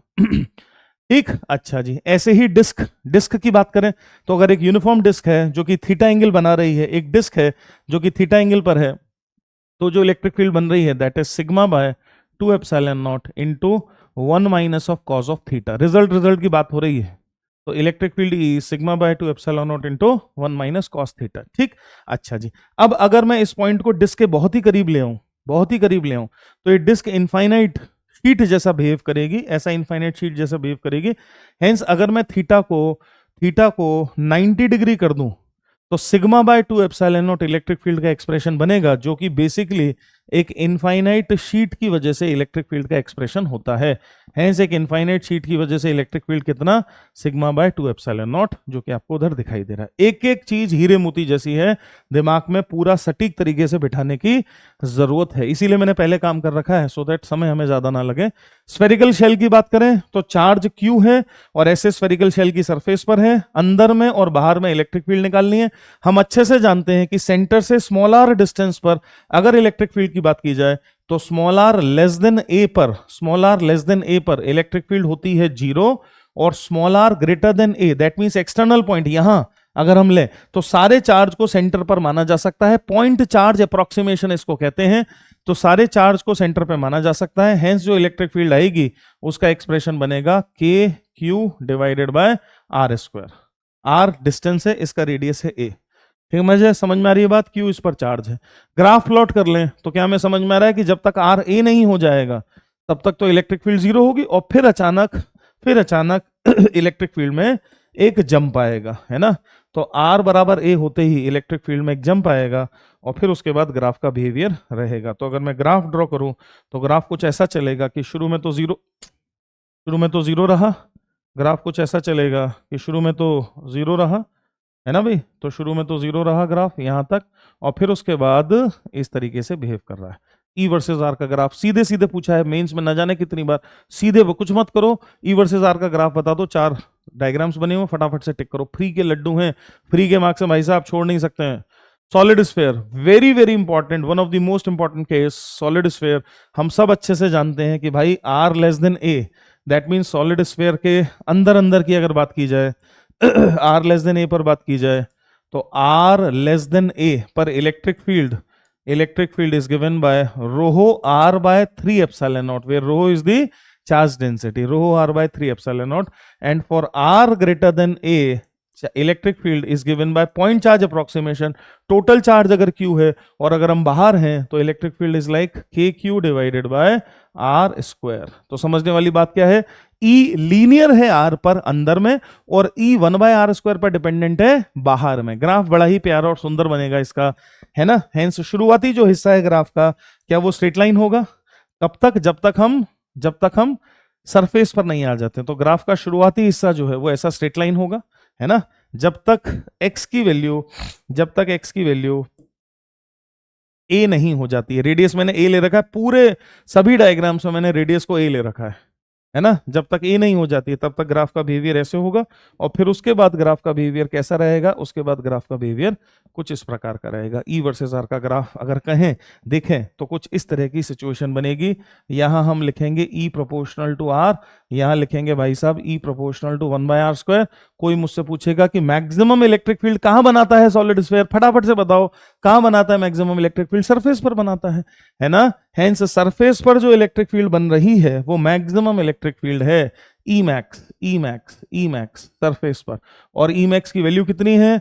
ई मैक्स की वैल्यू है के क्यू बाय ए स्क्वायर या रो ए बाय 3 एप्सिलॉन नॉट, कुछ भी लिख सकते हैं अपन, के क्यू बाय ए स्क्वायर भी लिख सकते हैं, which is further equal to rho a by 3 epsilon naught. एक एक चीज दिमाग में घुसनी चाहिए, तभी इस मेहनत का कोई फायदा हो रहा है। समझ में आ रही है बात? एक एक चीज दिमाग में जानी चाहिए। चलिए जी, इसके साथ ही हमने इलेक्ट्रिक फील्ड के सारे केसेस को देख लिया और समझ लीजिए। अब आ जाते हैं फटाफट से गॉस लॉ पर। तो गॉस लॉ का स्टेटमेंट तो आप जानते ही हैं, फ्लक्स से डील करता है गॉस लॉ। फ्लक्स बेसिकली क्या होता है? फ्लक्स किसी एरिया पर निकलता है ना। फ्लक्स हमेशा एरिया पर निकलता है, और फ्लक्स ये बताता है कि उस एरिया को कितनी फील्ड लाइंस कट कर रही हैं परपेंडिकुलरली, उस एरिया को कितनी फील्ड लाइंस परपेंडिकुलरली कट कर रही हैं, है ना। हेंस अगर कोई डीए एरिया है तो उस डीए एरिया पर जो फ्लक्स बनेगा, उस फ्लक्स को लिखने का जो मैथमेटिकल तरीका है वो है d phi is equal to E dot d A, जो तुम बहुत अच्छे से जानते हो।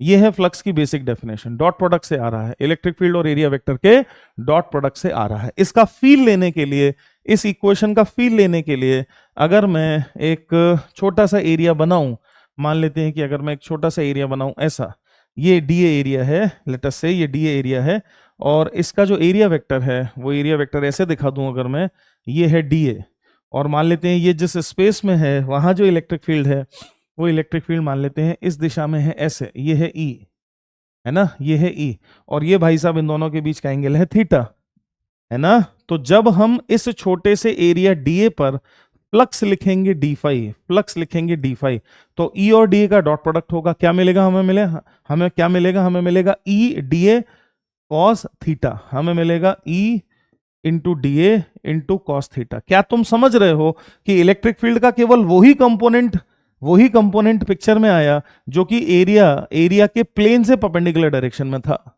है ना। अगर हम इलेक्ट्रिक फील्ड के दो कंपोनेंट तोड़ें तो फ्लक्स किसने बनाया, फ्लक्स उस इलेक्ट्रिक फील्ड ने बनाया जो एरिया को परपेंडिकुलरली पियर्स कर रही थी। यहीं से हम समझ गए कि फ्लक्स वो इलेक्ट्रिक फील्ड बनाती है जो एरिया को परपेंडिकुलरली काटती है, जो एरिया को ग्रेस करती है उससे फ्लक्स नहीं बनता है। ध्यान रखना, बहुत इंपॉर्टेंट बात है। जो इलेक्ट्रिक फील्ड लाइंस एरिया को ग्रेस करेंगी, रब करते हुए जाएंगी, ऐसे घिसते हुए जाएंगी, वो फ्लक्स नहीं बनाएंगी। फ्लक्स एक थोड़ी सी डिफिकल्ट चीज है समझने के पॉइंट ऑफ व्यू से, ठीक। तो पहली अंडरस्टैंडिंग तो फ्लक्स की होनी चाहिए। फ्लक्स बेसिकली चीज क्या है, flux basically number of lines है ना, सही। फ्लक्स पॉजिटिव भी हो सकता है, नेगेटिव भी हो सकता है, डिपेंडिंग अपॉन ये वाला कंपोनेंट इलेक्ट्रिक फील्ड का अगर इस डायरेक्शन में ना हो के अंदर की तरफ होता तो फ्लक्स नेगेटिव भी हो सकता था। तो पॉजिटिव नेगेटिव दोनों तरह के फ्लक्स हो सकते हैं, ठीक बात है भाई। अब इसको लेते हुए अगर हम गॉस लॉ को देखें तो गॉस लॉ हमसे ये कहता है कि अगर कोई भी थ्री डिमेंशनल और क्लोज्ड सरफेस है, कैसी थ्री डिमेंशनल एंड क्लोज्ड, कोई भी three dimensional and closed surface है जिसको प्यार से गॉसियन सरफेस बोला जाता है। क्या बोला जाता है, गॉसियन सरफेस। तो गॉसियन सरफेस होने की शर्तें क्या हैं, थ्री डिमेंशनल होनी चाहिए, बंद होनी चाहिए।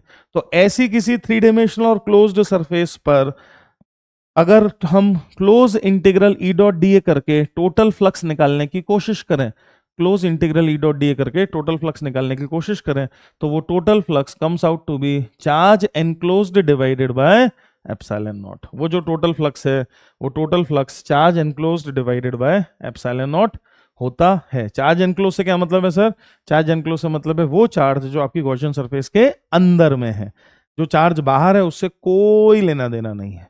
तो बस आप केवल ये देखिए कि आपकी गॉसियन सरफेस के अंदर में क्या चार्ज है। जैसे फॉर एग्जांपल यहां अगर मान लेते हैं ये कोई चार्ज होता +2e, यहां कोई चार्ज होता -e, और यहां बाहर चार्ज होता +3e, तो चार्ज एनक्लोज्ड में क्या आता, चार्ज एनक्लोज्ड में आता 2e और -e विच इज e।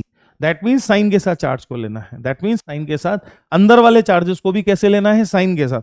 ऐसा नहीं करना है कि बस मैग्नीट्यूड उठा के जोड़ दिया, साइन के साथ लेना है। तो +2e और -e मिलकर कितना हो गया भैया, +e, ठीक है, करेक्ट है, ऐसा है। तो ये तो गॉस लॉ है। अभी गॉस लॉ के यूजेस क्या हैं, गॉस लॉ का पहला यूज तो है flux calculations.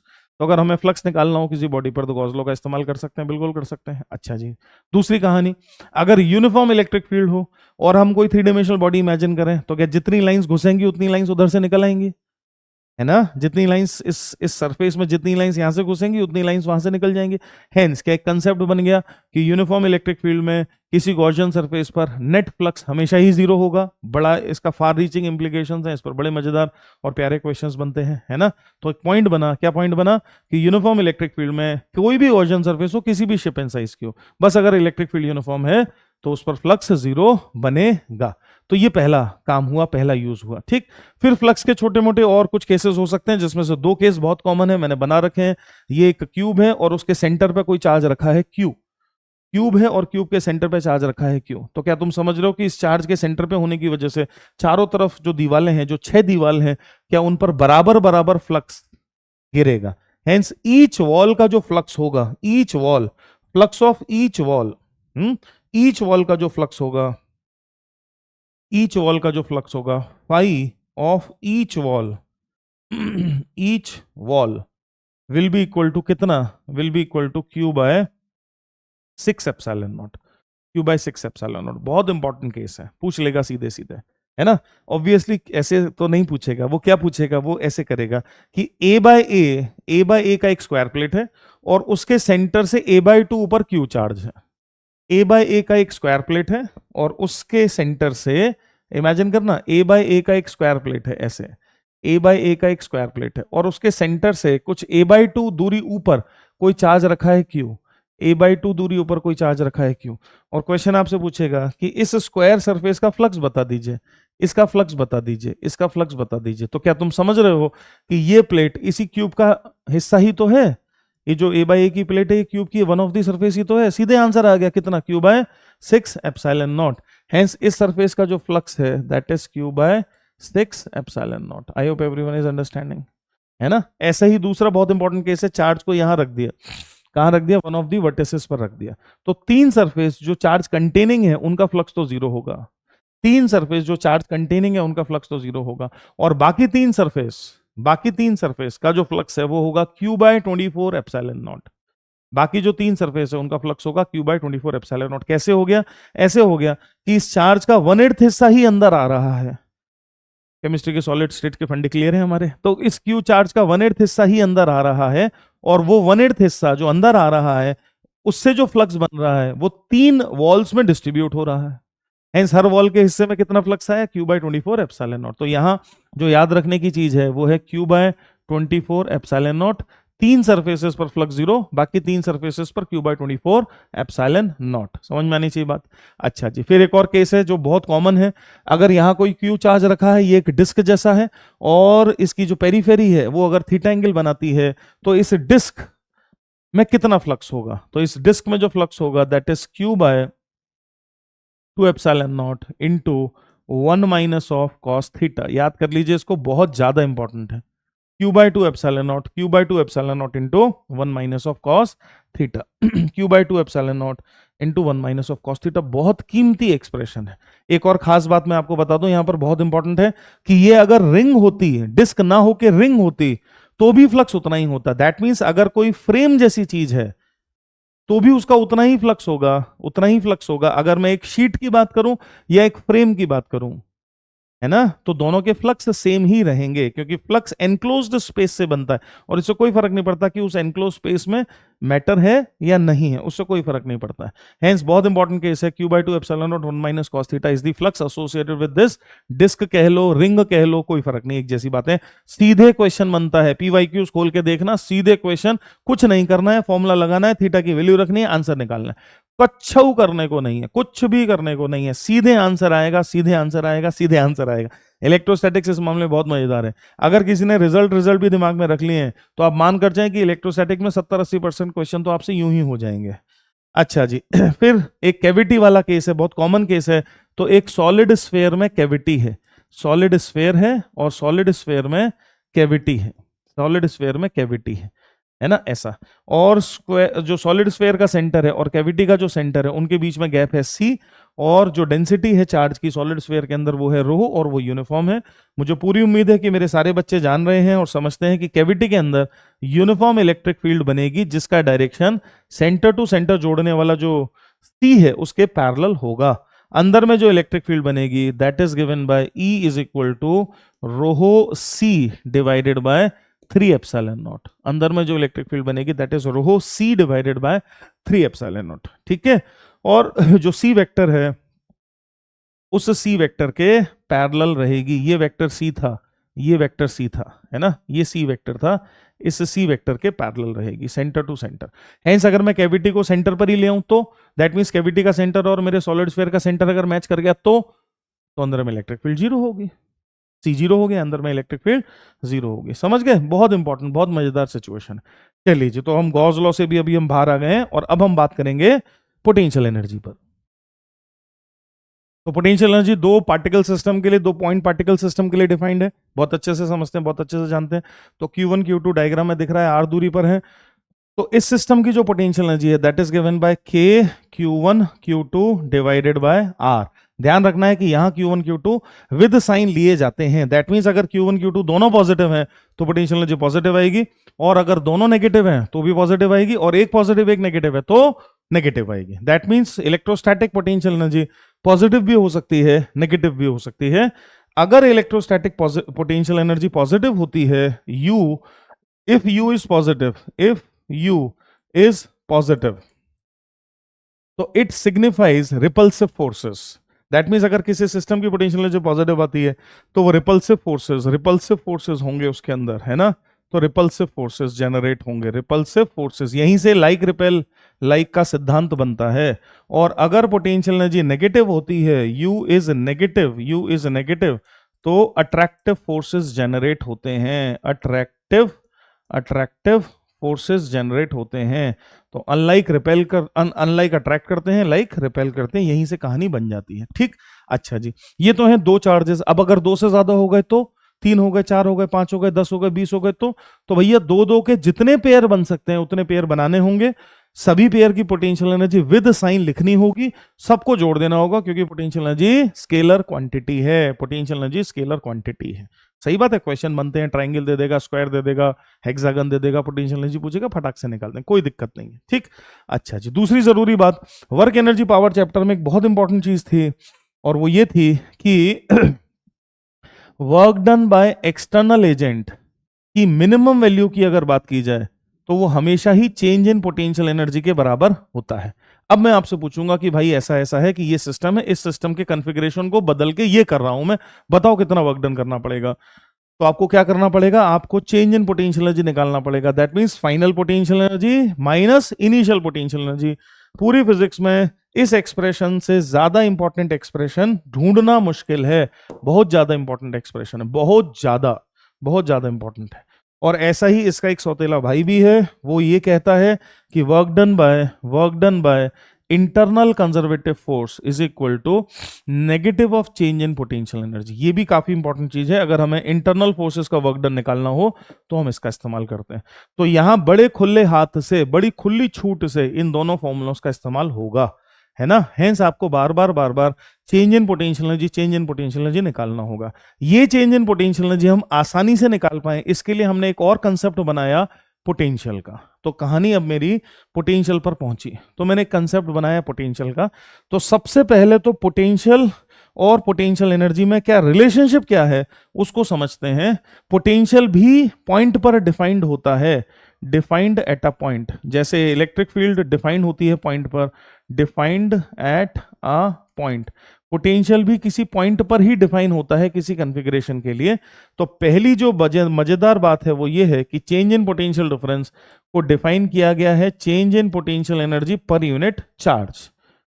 Change in potential या पोटेंशियल डिफरेंस को डिफाइन किया गया है change in potential energy per unit charge. यहीं से बहुत इंपॉर्टेंट एक एक्सप्रेशन हमारे हाथ लगेगा जो हम बहुत ज्यादा यूज करते हैं इन सॉल्विंग क्वेश्चंस, और वो है कि भाई साहब change in potential energy is equal to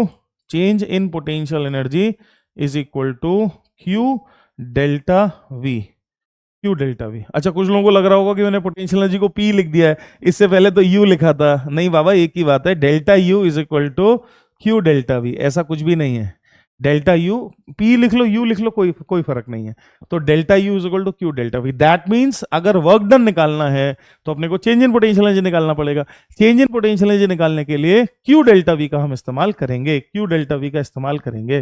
है ना। तो डेल्टा यू को क्यू डेल्टा वी से निकाला जाएगा। दैट मींस अब केवल इतना करना है कि हम डिफरेंट चार्ज कॉन्फ़िगरेशंस के लिए पोटेंशियल्स के एक्सप्रेशन को समझ लें, ताकि हम फटाफट डेल्टा वी निकाल सकें। खेल खत्म हो जाएगा, वर्क डन वगैरह निकालना होगा, मजे से निकाल देंगे। तो समय आ चुका है कि अब हम डिफरेंट चार्ज कॉन्फ़िगरेशंस की वजह से जो पोटेंशियल बनते हैं उनको समझें। शुरू कर रहे हैं पॉइंट चार्ज से।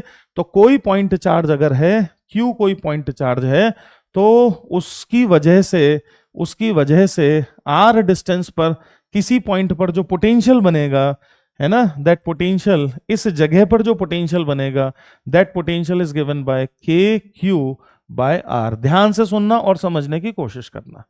पोटेंशियल पॉइंट पर बनता है, तो क्यू चार्ज की वजह से, इस क्यू चार्ज की वजह से इस लोकेशन पर जो पोटेंशियल बनेगा, that is given by K Q by r. Q is taken with sign, which means positive charge will create positive potentials and negative charge will create negative potentials अपने आसपास, अपने नेबरहुड में। मैं अगर एक पॉजिटिव चार्ज हूं तो मैं अपने चारों तरफ पॉजिटिव पोटेंशियल क्रिएट करूंगा, है ना, और उस पोटेंशियल का एक्सप्रेशन होगा के क्यू बाय आर।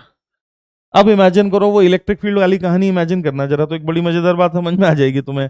और वो ये कि ये अगर एक पॉजिटिव चार्ज है, जस्ट इमेजिन, ये अगर एक पॉजिटिव चार्ज है और इसकी जो इलेक्ट्रिक फील्ड लाइंस हमने बनाई थी, क्या वो इलेक्ट्रिक फील्ड लाइंस ऐसे बनाई थी बाहर की तरफ, ऐसे बनाई थी बाहर की तरफ, ऐसे बनाई थी बाहर की तरफ, है ना। और अब स्पेस में जो पोटेंशियल बन रहा है अगर उसको भी देखोगे तो तुमको खुद ही अपनी आंखों से एक बात समझ में आएगी कि electric field lines are always going from higher potentials to lower potential.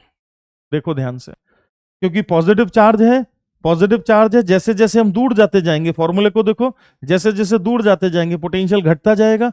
Hence ये इलेक्ट्रिक फील्ड लाइन कहां से कहां जा रही हैं, हायर पोटेंशियल से लोअर जा रही हैं। इनसे कोई पूछे कि भाई तुम जा कहां रहे हो, कहां भाग रहे हो, तो ये क्या कहेंगी, हम लोअर पोटेंशियल पॉइंट की तरफ भाग रहे हैं, है ना, हम हायर पोटेंशियल से लोअर पोटेंशियल पॉइंट्स की तरफ भाग रहे हैं। तो electric field lines always always and always, always always and always, ये भी बहुत इंपॉर्टेंट प्रिंसिपल है, always are from higher potentials to lower potentials, are from higher to lower potential.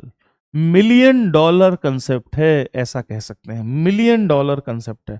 तो मैं इसको आगे भी लूंगा, इलेक्ट्रिक फील्ड और पोटेंशियल के रिलेशनशिप में आगे भी लूंगा, बहुत मजेदार कंसेप्ट है, ठीक है जी। तो पॉइंट चार्ज की वजह से पोटेंशियल की कहानी बनी ये, जैसे हमने अभी पीछे E वर्सेस X के ग्राफ खींचे थे, ऐसे हम V वर्सेस R के या V वर्सेस X के भी ग्राफ खींच सकते हैं, है ना, V वर्सेस X के भी ग्राफ लाइकवाइज खींच सकते हैं, बहुत ही मजे से खींच सकते हैं, कोई दिक्कत नहीं है। तो मान लेते हैं कि अगर हम V वर्सेस X का ग्राफ खींचना चाहें पॉजिटिव चार्ज के लिए, एक पॉजिटिव चार्ज के लिए, तो ये एक पॉजिटिव चार्ज है प्लस Q, और इसके लिए V वर्सेस X का ग्राफ खींचना चाहें तो क्या हम समझ रहे हैं कि पॉजिटिव चार्ज के चारों तरफ तो पॉजिटिव पोटेंशियल ही होगा, और जैसे जैसे X बढ़ता जाएगा दैट मीन्स R बढ़ता जाएगा, पोटेंशियल गिरता जाएगा, हेंस क्या है, ग्राफ रेक्टेंगुलर हाइपरबोलिक ग्राफ बनेगा, दैट मीन्स ऐसा, और ऐसे ही इस तरफ भी ऐसा ही, इस तरफ भी ऐसा ही, है ना। वहीं अगर ये चार्ज नेगेटिव होता, भाई साहब जल्दी से देखना, वहीं अगर ये चार्ज नेगेटिव होता, ध्यान से देखना, ध्यान से देखो, इधर सबकी आंखें इस तरफ होनी चाहिए, अगर ये चार्ज नेगेटिव होता दद्दा, माइनस Q होता, तो क्या ये पोटेंशियल भी नेगेटिव बनता, और पोटेंशियल नेगेटिव बनता, हमने V को प्लॉट किया है यहाँ, R को प्लॉट किया है यहाँ, हेंस क्या पोटेंशियल नीचे आ जाता, हेंस V वर्सेस R का ग्राफ जो ऊपर की तरफ हाथ जोड़ रहा है, जो ऊपर की तरफ हाथ जोड़ रहा है, क्या वो V वर्सेस R का ग्राफ क्या कुछ इस तरह का बनता, है ना। तो VR ग्राफ, पॉइंट चार्जेस के लिए VR ग्राफ बनाए जाते हैं, इन पर छोटे मोटे क्वेश्चंस भी पूछे जाते हैं, ठीक है भाई। अच्छा जी, और देखिए रिजल्ट देखते चलिए फटाफट फटाफट से और जो रिजल्ट है हमारे पास उसको देखिए। तो अब हम बात कर रहे हैं एक रिंग की, और रिंग के एक्सेस पर इलेक्ट्रिक फील्ड की, पोटेंशियल की, हेंस रिंग के एक्सेस पर इस पॉइंट पर जो पोटेंशियल होगा V, that is given bye, ध्यान से देखना, रिंग की पेरीफेरी पर जितने भी चार्जेस हैं क्या वो इस पॉइंट से Z दूरी पर है, देखो ध्यान से और समझो, है ना। हेंस जो पोटेंशियल बनेगा वो है KQ डिवाइडेड बाय Z, सही बात है। वहीं रिंग के सेंटर पर जो पोटेंशियल बनेगा वो बता सकते हो कितना होगा, KQ divided by A, KQ divided by A, hence ring के सेंटर पर पोटेंशियल 0 नहीं है, KQ बाय A है ना, करेक्ट है, करेक्ट है, इनफैक्ट मैक्सिमम है। तो रिंग की वजह से मैक्सिमम पोटेंशियल कहां पर बन रहा है, अपने सेंटर पर बन रहा है, मैक्सिमम है। और देखो इसी वजह से इलेक्ट्रिक फील्ड लाइंस बाहर की तरफ जा रही हैं, हायर पोटेंशियल से लोअर पोटेंशियल जा रही हैं, जो भी थोड़ी देर पहले मैंने बात कही थी, हायर पोटेंशियल से लोअर पोटेंशियल जा रही हैं। इधर आ जाते हैं, ये एक सर्कुलर आर्क है जिसका रेडियस है A, और टोटल चार्ज आर्क पर Q है, टोटल चार्ज आर्क पर Q, ये इसलिए हो रहा है क्योंकि पोटेंशियल स्केलर क्वांटिटी है, क्योंकि पोटेंशियल स्केलर क्वांटिटी है, हेंस डायरेक्शन का तो कोई लफड़ा है नहीं। ध्यान भी देखो, क्या सभी चार्जेस इस सेंटर से बराबर दूरी पर हैं, A दूरी पर है ना, सही बात है। हेंस टोटल पोटेंशियल जो इस जगह पर सेंटर पर जो पोटेंशियल बनेगा उसका एक्सप्रेशन क्या होगा, KQ बाय A, खत्म हो गई बात, the end, tata bye bye, खत्म, KQ बाय A बनेगा, very easy very easy very easy.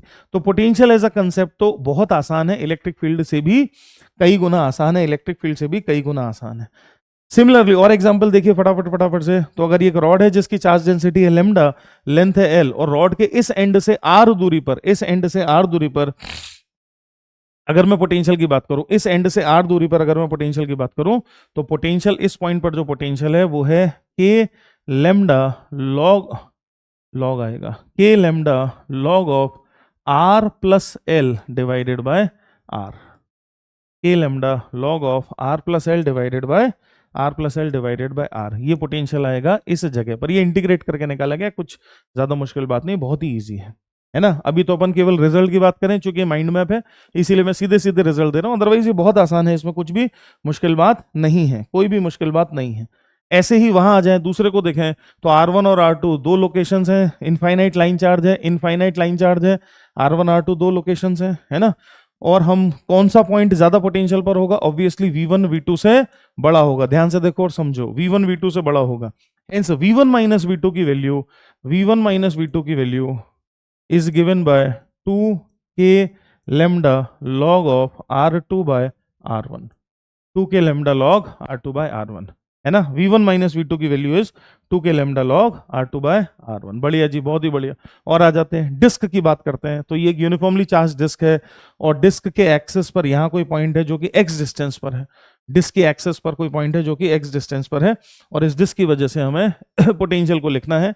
तो पोटेंशियल, इस जगह पर जो पोटेंशियल है that is given by sigma by 2 epsilon naught, sigma by 2 epsilon naught under root of, इसका radius है a square plus x square minus x, under root of a square plus x square minus x. बहुत important expression, सीधा use हो जाएगा। Question देखिए, PYQs देखिए, आप हैरान हो जाएंगे कि ऐसा भी होता है क्या, सीधे सीधे पूछेगा। कुछ नहीं करना है, बस ये फॉर्मूला याद होना चाहिए, कुछ करने की जरूरत ही नहीं है। नहीं भी डिराइव करना आता हो कोई दिक्कत ही नहीं है, बस फॉर्मूला याद होना चाहिए, काम चल जाएगा। ठीक, अच्छा जी, इसका एक छोटा सा एप्लीकेशन और है। अगर ये पॉइंट यहां ले आऊं, मैं सेंटर पर ले आऊं, तो क्या एक्स की वैल्यू 0 हो जाएगी? अगर मैं एक्स की वैल्यू 0 पटक दूं इसमें, तो पोटेंशियल कितना आ जाएगा? Sigma a by 2 epsilon naught. तो दूसरी चीज जो आपको याद रखनी चाहिए वो ये है कि सेंटर पर, डिस्क के सेंटर पर जो पोटेंशियल है उसका एक्सप्रेशन है sigma a by 2 epsilon naught, उसका एक्सप्रेशन है sigma a by 2 epsilon naught. ये दो चीजें याद करने की है। अच्छा जी, फिर है स्फेरिकल शेल और स्फेरिकल शेल और कंसेंट्रिक स्फेरिकल शेल। दो चीजें ध्यान से देखें। तो ये एक स्फेरिकल शेल जिस पर टोटल चार्ज है Q, टोटल चार्ज है Q, रेडियस है शेल का A, है ना। अंदर और बाहर हम पोटेंशियल को समझना चाहते हैं। R लेस देन A पर क्या पोटेंशियल है? तो R लेस देन A पर जो पोटेंशियल है वो है KQ डिवाइडेड बाय A, इसका रेडियस है। और R ग्रेटर देन A पर जो पोटेंशियल है वो पोटेंशियल है KQ divided by R, point charge approximation से KQ divided by R। V versus R का अगर ग्राफ खींचेंगे तो शुरू में तो कांस्टेंट रहेगा, कब तक? जब तक R A नहीं हो जाता तब तक, और फिर उसके बाद रेक्टेंगुलर हाइपरबोलिक तरीके से ग्राफ वेरी करेगा, something like this, something like this. क्या आप मेरी बात समझ पा रहे हैं? ऐसा है, तो ग्राफ का बिहेवियर कुछ ऐसा रहेगा, ये A कहलाएगा। ठीक, अच्छा जी, ये तो एक शेल था। अब अगर ऐसे कई सारे कंसेंट्रिक शेल्स हो जाएं, जैसे इस चित्र में हम देख रहे हैं कि A B C करके 3 शेल हैं, having radius R1 R2 R3, having charges Q1 Q2 Q3। अब हमसे पूछा जा रहा है भाई फटाफट बताओ, फलानी जगह पे पोटेंशियल बताओ, A पर पोटेंशियल बताओ, भाई A पर पोटेंशियल बताओ, है ना। तो कैसे लिखेंगे? तो इसी रिजल्ट का इस्तेमाल करेंगे, है ना। तो देखो ना जरा, अगर मैं A पर पोटेंशियल लिखना चाहता हूं, पोटेंशियल एट शेल A, तो A पर पोटेंशियल शेल A खुद की वजह से कितना होगा? शेल A खुद की वजह से कितना होगा? वो होगा K Q1 by R1 plus A B के अंदर है ना। हेंस ये पॉइंट B का इंटरनल पॉइंट है, और हम जानते हैं अंदर में पोटेंशियल तो KQ बाय A होता है। हेंस B की वजह से जो पोटेंशियल बनेगा वो बनेगा KQ2 bye R2, KQ2 bye R2, KQ2 bye R2, और सेम लॉजिक से KQ3 बाय R3। मैं उम्मीद कर रहा हूं कि आपको समझ में आ रहा है। वहीं अगर मैं B पर पोटेंशियल लिखना चाहूं, B शेल पर पोटेंशियल लिखना चाहूं, B शेल पर, तो क्या B शेल A शेल के लिए तो एक्सटर्नल लोकेशन है, A के लिए तो एक्सटर्नल लोकेशन है, A की वजह से कितना पोटेंशियल बनेगा? KQ1 बाय R2, R1 नहीं आएगा, R2 आएगा। क्यों? क्योंकि बाहर है। अच्छा जी, B खुद की वजह से कितना? KQ2 बाय R2, और C की वजह से कितना? KQ3 बाय R3, क्योंकि B अभी भी C के लिए इंटरनल पॉइंट। ध्यान से अगर देखोगे तो मेरी बात समझ में आएगी। केवल एक बात ध्यान रखना, पोटेंशियल हमेशा जितने पॉसिबल चार्जेस हैं सबकी वजह से बनता है, जितने पॉसिबल चार्जेस हैं सबकी वजह से बनता है। और अब आ गया है हमारा हीरो, जो सबसे ज्यादा इंपॉर्टेंट है, जिस पर सबसे ज्यादा चीजें पूछी जाती हैं, सॉलिड स्फीयर की वजह से पोटेंशियल। सॉलिड स्फीयर की वजह से पोटेंशियल अंदर और बाहर, R लेस देन A पर और R ग्रेटर देन A पर। आर ग्रेटर देन ए पर तो बहुत इजी है, अगर टोटल चार्ज क्यू है तो पोटेंशियल का एक्सप्रेशन पॉइंट चार्ज अप्रोक्सीमेशन से के क्यू डिवाइडेड बाय आर बनेगा, ये तो बिल्कुल मुश्किल नहीं है। आर लेस देन ए, अंदर में चूंकि इलेक्ट्रिक फील्ड भी है, याद है इलेक्ट्रिक फील्ड कैसी है, लीनियर, इलेक्ट्रिक फील्ड कैसी है, लीनियर, है ना, तो इलेक्ट्रिक फील्ड लीनियर है, चूंकि अंदर में इलेक्ट्रिक फील्ड है तो भैया पोटेंशियल भी बनेगा अंदर में, और जो पोटेंशियल बनेगा वो पैराबोलिक नेचर का होगा, जो पोटेंशियल बनेगा वो पैराबोलिक नेचर का होगा। जिसको याद करने के लिए या जिसको समझने के लिए, अगर चार्ज डेंसिटी को मैं रोहो बोलूं तो rho by 6 epsilon nought, charge density को अगर मैं रोहो बोलूं तो rho by 6 epsilon nought 3r square minus small R का square, 3r square minus small R का स्क्वायर, है ना। मैं यहां और लिख दे रहा हूं क्योंकि बहुत इंपॉर्टेंट एक्सप्रेशन है। आर लेस देन ए पर जो पोटेंशियल है that is rho divided by 6 epsilon nought, rho divided by 6 epsilon nought 3r square minus small R का square, rho divided by 6 epsilon nought, rho divided by 6 epsilon nought 3r square minus small R का square. क्या मेरी बात समझ पा रहे हैं? ऐसा है। इसी को अगर हम कैपिटल क्यू के टर्म्स में लिखना चाहें तो इसको कैपिटल क्यू के टर्म्स में भी लिख सकते हैं। दिस इज के क्यू डिवाइडेड बाय 2, रेडियस कितना है ए क्यूब इंटू 3r स्क्वायर, मतलब ए स्क्वायर, आर तो ए है वैसे, ए स्क्वायर ही लिखना चाहिए था मुझे, 3a square minus are square, और यहां भी ए स्क्वायर ही कर देना चाहिए, है ना, 3a square minus are square, क्योंकि हमारा रेडियस तो ए है, हमारा रेडियस तो ए है। ठीक है, करेक्ट है, ऐसा है। ये है पैराबोलिकली वेरी कर रहा है पोटेंशियल आर के साथ, कब तक? जब तक आर लेस देन ए, और आर ग्रेटर देन ए पर 1/r के साथ वेरी कर रहा है। इसका ग्राफ काफी मजेदार है और आपसे पूछ लिया जा सकता है। तो शुरू में वेरिएशन पैराबोलिक है ऐसे, ये पैराबोलिक वेरिएशन है, कब तक? जब तक आर ए नहीं हो जाता है। तो मान लेते हैं आर ए होने वाली जो घटना है वो घटना कहीं यहां घटती है, मान लेते हैं ये है आर बराबर ए वाली लाइन, है ना, यहां आर ए हो जाता है, यहां आर ए हो जाता है, तो यहां तक तो पैराबोलिक चलेगा। ग्राफ कैसा चलेगा? यहां तक पैराबोलिक चलेगा। अपन दोबारा इसको बनाते हैं। तो यहां तक तो ग्राफ का जो नेचर है वो पैराबोलिक है, और फिर उसके बाद तो यहां तक तो ग्राफ पैराबोलिक चला ऐसे, और उसके बाद 1/r से वेरी करेगा, तो that means kind of rectangular hyperbolic, smoothly rectangular hyperbolic graph में ट्रांजिट हो जाएगा। ऐसा कुछ ग्राफ बनेगा, ऐसा कुछ ग्राफ बनेगा। ठीक है, समझ में आ जाती है बात? ऐसा है। आर को अगर मैं जीरो कर दूं, है ना भी आर को अगर मैं जीरो कर दूं तो जो पोटेंशियल आएगा दैट वुड बी 3/2 के क्यू बाय ए, 3/2 के Q by A. Hence surface पर जो पोटेंशियल है उसका 3/2 टाइम्स सेंटर पर आएगा। तो कुछ पॉइंट बता रहा हूं, उनको याद रखना। सेंटर पर जो पोटेंशियल है वो है 3/2 के क्यू बाय ए, सरफेस पर जो पोटेंशियल है वो है के Q by A. Hence surface के पोटेंशियल का 3/2 टाइम्स, कितने टाइम्स? 3/2 टाइम्स कहां पर है? सेंटर पर है, 3/2 टाइम्स सेंटर पर है। और अगर ठीक a/2 वाली लोकेशन पकड़ूं मैं, a/2 वाली लोकेशन पकड़ूं, ये a/2 वाली लोकेशन अगर मैं पकड़ूं तो जो पोटेंशियल है वो 11/8 टाइम्स आता है कैलकुलेशन करने पर ये याद रखना इसीलिए इजी है या इसलिए इंपॉर्टेंट है क्योंकि यूज हो जाता है। तो 11/8 के क्यू डिवाइडेड बाय, तो जो मैं 3 पॉइंट बता रहा हूं उसको दिमाग में रखें, याद रखें, तो क्वेश्चन सॉल्विंग में बड़ी आसानी हो जाती है हमें। ये 3 जगहों पर पोटेंशियल हमें ढंग से पता होना चाहिए। चलिए जी भाई साहब, इसके साथ ही अब हम पोटेंशियल से भी बाहर आ गए हैं और अब हम बढ़ रहे हैं towards a very very important चीज, खासकर एडवांस की पर्सनल फेवरेट, इलेक्ट्रिक फील्ड और पोटेंशियल में रिलेशनशिप। इलेक्ट्रिक फील्ड और पोटेंशियल में रिलेशनशिप जो कि दो हैं इलेक्ट्रिक फील्ड और पोटेंशियल में रिलेशनशिप दो तरह के हैं। पहला है E dot d r is equal to minus d V, ये पहला रिलेशनशिप है। E dot d r is equal to minus d V, that is the first relationship. E dot d r is equal to minus d V is the first relationship. और ऐसा ही एक और relationship है second. ठीक, पहले इसको थोड़ा सा चीर फाड़ करें। E dot d r is equal to minus d V क्या कह रहा है हमसे? ये कह रहा है कि इलेक्ट्रिक फील्ड हमेशा हायर पोटेंशियल से लोअर पोटेंशियल के डायरेक्शन में जाएगी। अगर इलेक्ट्रिक फील्ड के डायरेक्शन में डिस्प्लेसमेंट करोगे तो पोटेंशियल फॉल करेगा, ये बोल रहा है। अगर इलेक्ट्रिक फील्ड के डायरेक्शन में डिस्प्लेसमेंट करोगे तो पोटेंशियल फॉल करेगा। यूज कहां होता है? यूज तब होता है जब इलेक्ट्रिक फील्ड पता हो और पोटेंशियल डिफरेंस निकालना हो, तब इसका इस्तेमाल होता है कि E डॉट डी आर कर दो और फिर डीवी का इंटीग्रल कर लो। बस एक चीज दिमाग में बैठा लें कि ये जो dr है, this dr is always taken as dx i cap plus dy j cap plus dz k cap. अगर आप ऐसा लोगे तो आपसे कभी गलती नहीं होगी।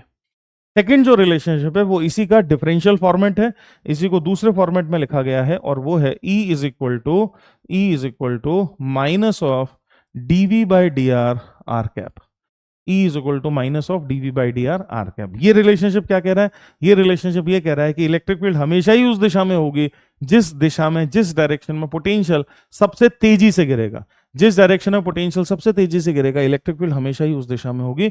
ये रिलेशनशिप हमसे कह रहा है। दोनों बहुत इंपॉर्टेंट हैं और दोनों का बहुत इस्तेमाल है, और दोनों पर बहुत बढ़िया बढ़िया क्वेश्चंस, बड़े सिंपल हैं वैसे, बन जाते हैं। तो आप इनको फॉर ग्रांटेड नहीं ले सकते हैं, है ना भाई। अच्छा जी, इस रिलेशनशिप, ये अभी वन डायमेंशनल में लिखा है, इस रिलेशनशिप को अगर मैं थ्री डायमेंशनल में लिखूं तो इस रिलेशनशिप को ऐसे भी लिखा जा सकता है, E is equal to minus of gradient of V। ये ग्रेडियंट एक मैथमेटिकल फंक्शन होता है, वैसे तो मुझे उम्मीद है कि सबको पता होगा, ऐसी कोई बहुत ज्यादा छुपी हुई बात नहीं है ना। ये मैं केवल आपको इसलिए बता रहा हूं क्योंकि अब मैं इसको अगर दोनों तरफ खोल दूं तो कुछ समझाना चाहता हूं मैं आपको। इलेक्ट्रिक फील्ड को खोल दूं तो EX i cap plus EY j cap plus EZ k cap ऐसे खुलेगी, है EZ k कैप ऐसे खुलेगी, और उधर उधर minus of del V by del x i cap plus del V by del y j cap plus del V by del Z k cap ऐसे खुलेगी। Hence x component of electric field का संबंध, x component of electric field का संबंध potential की x variation से है। देखो और समझो, x component of electric field का संबंध पोटेंशियल की एक्स वेरिएशन से है। Y component of electric field का संबंध पोटेंशियल की वाई वेरिएशन से है, पोटेंशियल की वाई वेरिएशन से है। और ऐसे ही z component of electric field का जो रिलेशनशिप है, ये पोटेंशियल की z वेरिएशन से। ये तीनों बहुत इंपॉर्टेंट एक्सप्रेशन है, तीनों बहुत इंपॉर्टेंट एक्सप्रेशन है जिनका बड़ा इस्तेमाल है। चलिए जी, इसके साथ अब हम सेकंड लास्ट चीज की तरफ आ गए हैं, डाइपोल पर आ गए हैं। इलेक्ट्रिक डाइपोल आसान और हल्की सी चीज है, कोई बहुत ज्यादा डिफिकल्ट और मुश्किल चीज नहीं है। पर डाइपोल में घुसते ही सबसे पहली चीज जो हमें समझ में आनी चाहिए वो है डाइपोल मोमेंट। सबसे पहली जो चीज है वो है डाइपोल मोमेंट, जो कि एक वेक्टर क्वांटिटी होती है। हम सब अच्छे से जानते हैं कि डाइपोल मोमेंट क्या है, एक वेक्टर क्वांटिटी है जिसका मैग्नीट्यूड तो है, डाइपोल है क्या बेसिकली, तो सेम मैग्नीट्यूड और अपोजिट साइन के दो चार्जेस को मैंने स्मॉल डिस्टेंस पर रखा और इससे बन गया डाइपोल। जैसा कि डायग्राम में देख रहे हैं आप, माइनस क्यू और प्लस क्यू डी डिस्टेंस पर है, ये एक तरह का डाइपोल बन गया है। ठीक है जी, ये एक तरह का डाइपोल बन गया है। इस डाइपोल का एक डाइपोल मोमेंट है, उस डाइपोल मोमेंट का जो मैग्नीट्यूड है that is equal to q into d, और उसका जो डायरेक्शन है that is always and always from negative charges towards positive charges. ध्यान रखना, केवल डायरेक्शन का भी बहुत मजेदार खेल हो जाता है।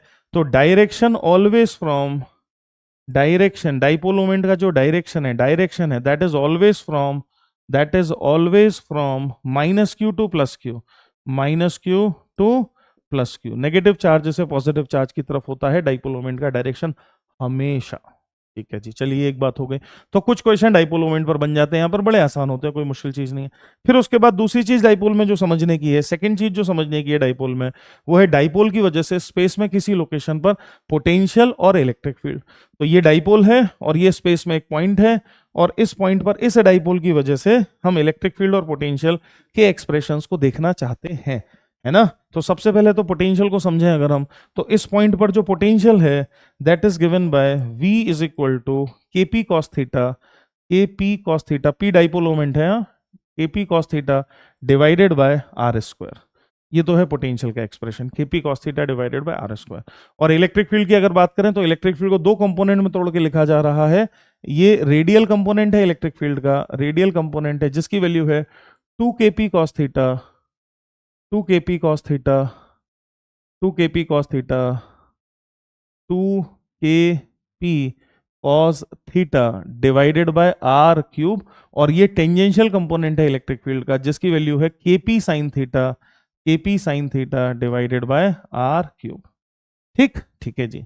फिर ये जो मैंने डायरेक्शन दिखा रखा है इसको एक्सियल डायरेक्शन बोलते हैं। क्या बोलते हैं? एक्सियल और ये वाला जो मैंने डायरेक्शन दिखा रखा है इसको इक्वेटोरियल बोलते हैं, इक्वेटोरियल, इक्वेटोरियल, है ना। तो अगर मैं इस पॉइंट को एक्सियल लोकेशन पर ले आऊं तो जो इलेक्ट्रिक फील्ड बनेगी वो इलेक्ट्रिक फील्ड डाइपोल मोमेंट के पैरेलल बनेगी, और अगर मैं इसको इक्वेटोरियल लोकेशन पर ले आऊं तो इलेक्ट्रिक फील्ड डाइपोल मोमेंट के एंटी पैरेलल बनेगी। ये दो बहुत इंपॉर्टेंट बातें हैं जो हमारे दिमाग में सेट होनी चाहिए, और उनके एक्सप्रेशंस भी हमारे दिमाग में सेट होने चाहिए। अच्छा जी, ये तो थी डाइपोल के बारे में बात। अब अगर हम डाइपोल को किसी दूसरे की फील्ड में रख दें, डाइपोल कैप्ट है ना इलेक्ट्रिक फील्ड, किसी दूसरे की फील्ड में रख दें, तो दो घटनाएं डाइपोल के साथ घटेंगी। पहला डाइपोल पर वो इलेक्ट्रिक फील्ड एक टॉर्क लगाएगी which is given bye P cross E, dipole moment P cross E, पहली घटना तो ये घटेगी।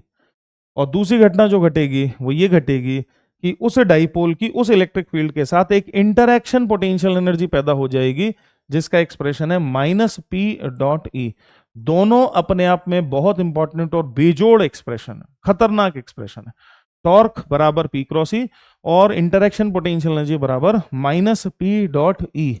दोनों पर खूब भर भर के चीजें बन जाती हैं और बहुत आसान भी होती हैं, बहुत आसान होती हैं। तो टॉर्क पर तो सीधे सीधे टॉर्क बता दो, ये बता दो, वो बता दो, ये सब बनेगा, है ना। अच्छा जी, टॉर्क जीरो कब होगा? टॉर्क जीरो कब होगा? टॉर्क जीरो कब होगा? टॉर्क जीरो तब होगा जब डाइपोल मोमेंट और इलेक्ट्रिक फील्ड के बीच एंगल या तो जीरो का हो जाए या पाई का हो जाए, है ना। तो ये इक्विलिब्रियम पोजीशंस होंगी। उसमें से थीटा बराबर जीरो स्टेबल इक्विलिब्रियम है, उसमें से थीटा बराबर जीरो क्या है? स्टेबल इक्विलिब्रियम है। थीटा बराबर जीरो स्टेबल इक्विलिब्रियम है और थीटा बराबर पाई अनस्टेबल इक्विलिब्रियम है, अनस्टेबल इक्विलिब्रियम है। हेंस थीटा बराबर जीरो वाली पोजीशन पर अगर हल्का सा धक्का दे दें तो डाइपोल ऐसे ऐसे ऑसिलेट करना शुरू करेगा और आपसे उसका टाइम पीरियड पूछा जा सकता है। हेंस अगर मैं डाइपोल को हल्का सा धक्का दे दूं तो PE साइन थीटा टॉर्क आएगा which is equal to I alpha.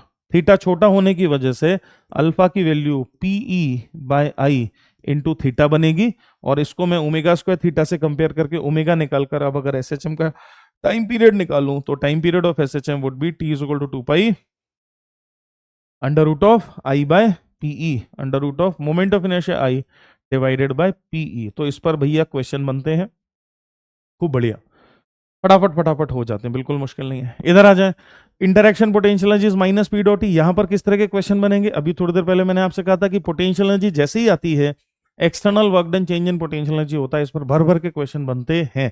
तो यहां भी आपसे कहेगा कि डाइपोल को थीटा एंगल घुमा देते हैं, 30 डिग्री घुमा देते हैं, पलट देते हैं, ऐसा कर देते हैं, वैसा कर देते हैं। कुछ नहीं करना है, बहुत आसान है। बस एक बात दिमाग में रखिए कि external work done is change in potential energy. बात हो गई खत्म हो गया, खेल खत्म हो गया। Work done by external agent is equal to change in potential energy. इस पर बेस्ड बड़े छोटे छोटे और प्यारे प्यारे क्वेश्चन बनते हैं। ध्यान रखना, कभी कभी वो आपसे work done by electric field भी पूछ सकता है। अगर ऐसा पूछा तो वो होगा negative of change in potential energy. बस यहां यही धोखा हो जाता है, इतना सही धोखा हो जाता है। क्या पूछा है? एक्सटर्नल एजेंट का वर्क डन पूछा है या इलेक्ट्रिक फील्ड का वर्क डन पूछा है? इलेक्ट्रिक फील्ड का वर्क डन पूछा तो वो तो इंटरनल फोर्स है, तो -ΔP होगा। और एक्सटर्नल एजेंट का वर्क डन पूछा भाई साहब तो ΔU, that means change in potential energy होगा। यहां तक बात समझ में आ गई हमें? चलिए जी, बहुत ही बढ़िया। इसके साथ ही अब हम बिल्कुल लास्ट चीज पर आ गए हैं, प्रॉपर्टीज ऑफ कंडक्टर्स पर आ गए हैं। प्रॉपर्टीज ऑफ कंडक्टर्स पर आ गए हैं। तो हम सब अच्छे से जानते हैं कि कंडक्टर्स की कई सारी प्रॉपर्टीज हैं। क्या क्या प्रॉपर्टीज हैं? कि भैया जो चार्ज है वो कहां रिसाइड करता है? Charge always on surface. That means volume charge density conductors की हमेशा ही जीरो होती है। वॉल्यूम चार्ज डेंसिटी कंडक्टर्स की हमेशा ही जीरो होती है, पहली चीज। दूसरी चीज, अंदर में इलेक्ट्रिक फील्ड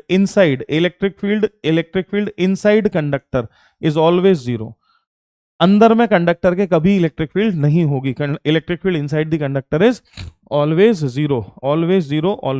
समझ गए बात? बिल्कुल समझ गए। तीसरी बात, चार्ज कंडक्टर पर फैलेगा और अपने हिसाब से फैलेगा सच दैट जहां पॉइंटेड एजेस हैं वहां चार्ज ज्यादा होगा और जो पॉइंटेड एजेस नहीं है वहां कम होगा। सच दैट अगर सरफेस चार्ज डेंसिटी सिग्मा है और रेडियस ऑफ कर्वेचर r1 है किसी जगह पर, तो σ1 r1 is equal to σ2 r2 का रिलेशनशिप ओबे करेगा कंडक्टर। दैट मीन्स अगर r कम तो सिग्मा ज्यादा, r ज्यादा तो सिग्मा कम, राइट? अच्छा जी। चौथी चीज, कंडक्टर के जस्ट बाहर जो इलेक्ट्रिक फील्ड बनेगी that would be given by sigma bye epsilon not.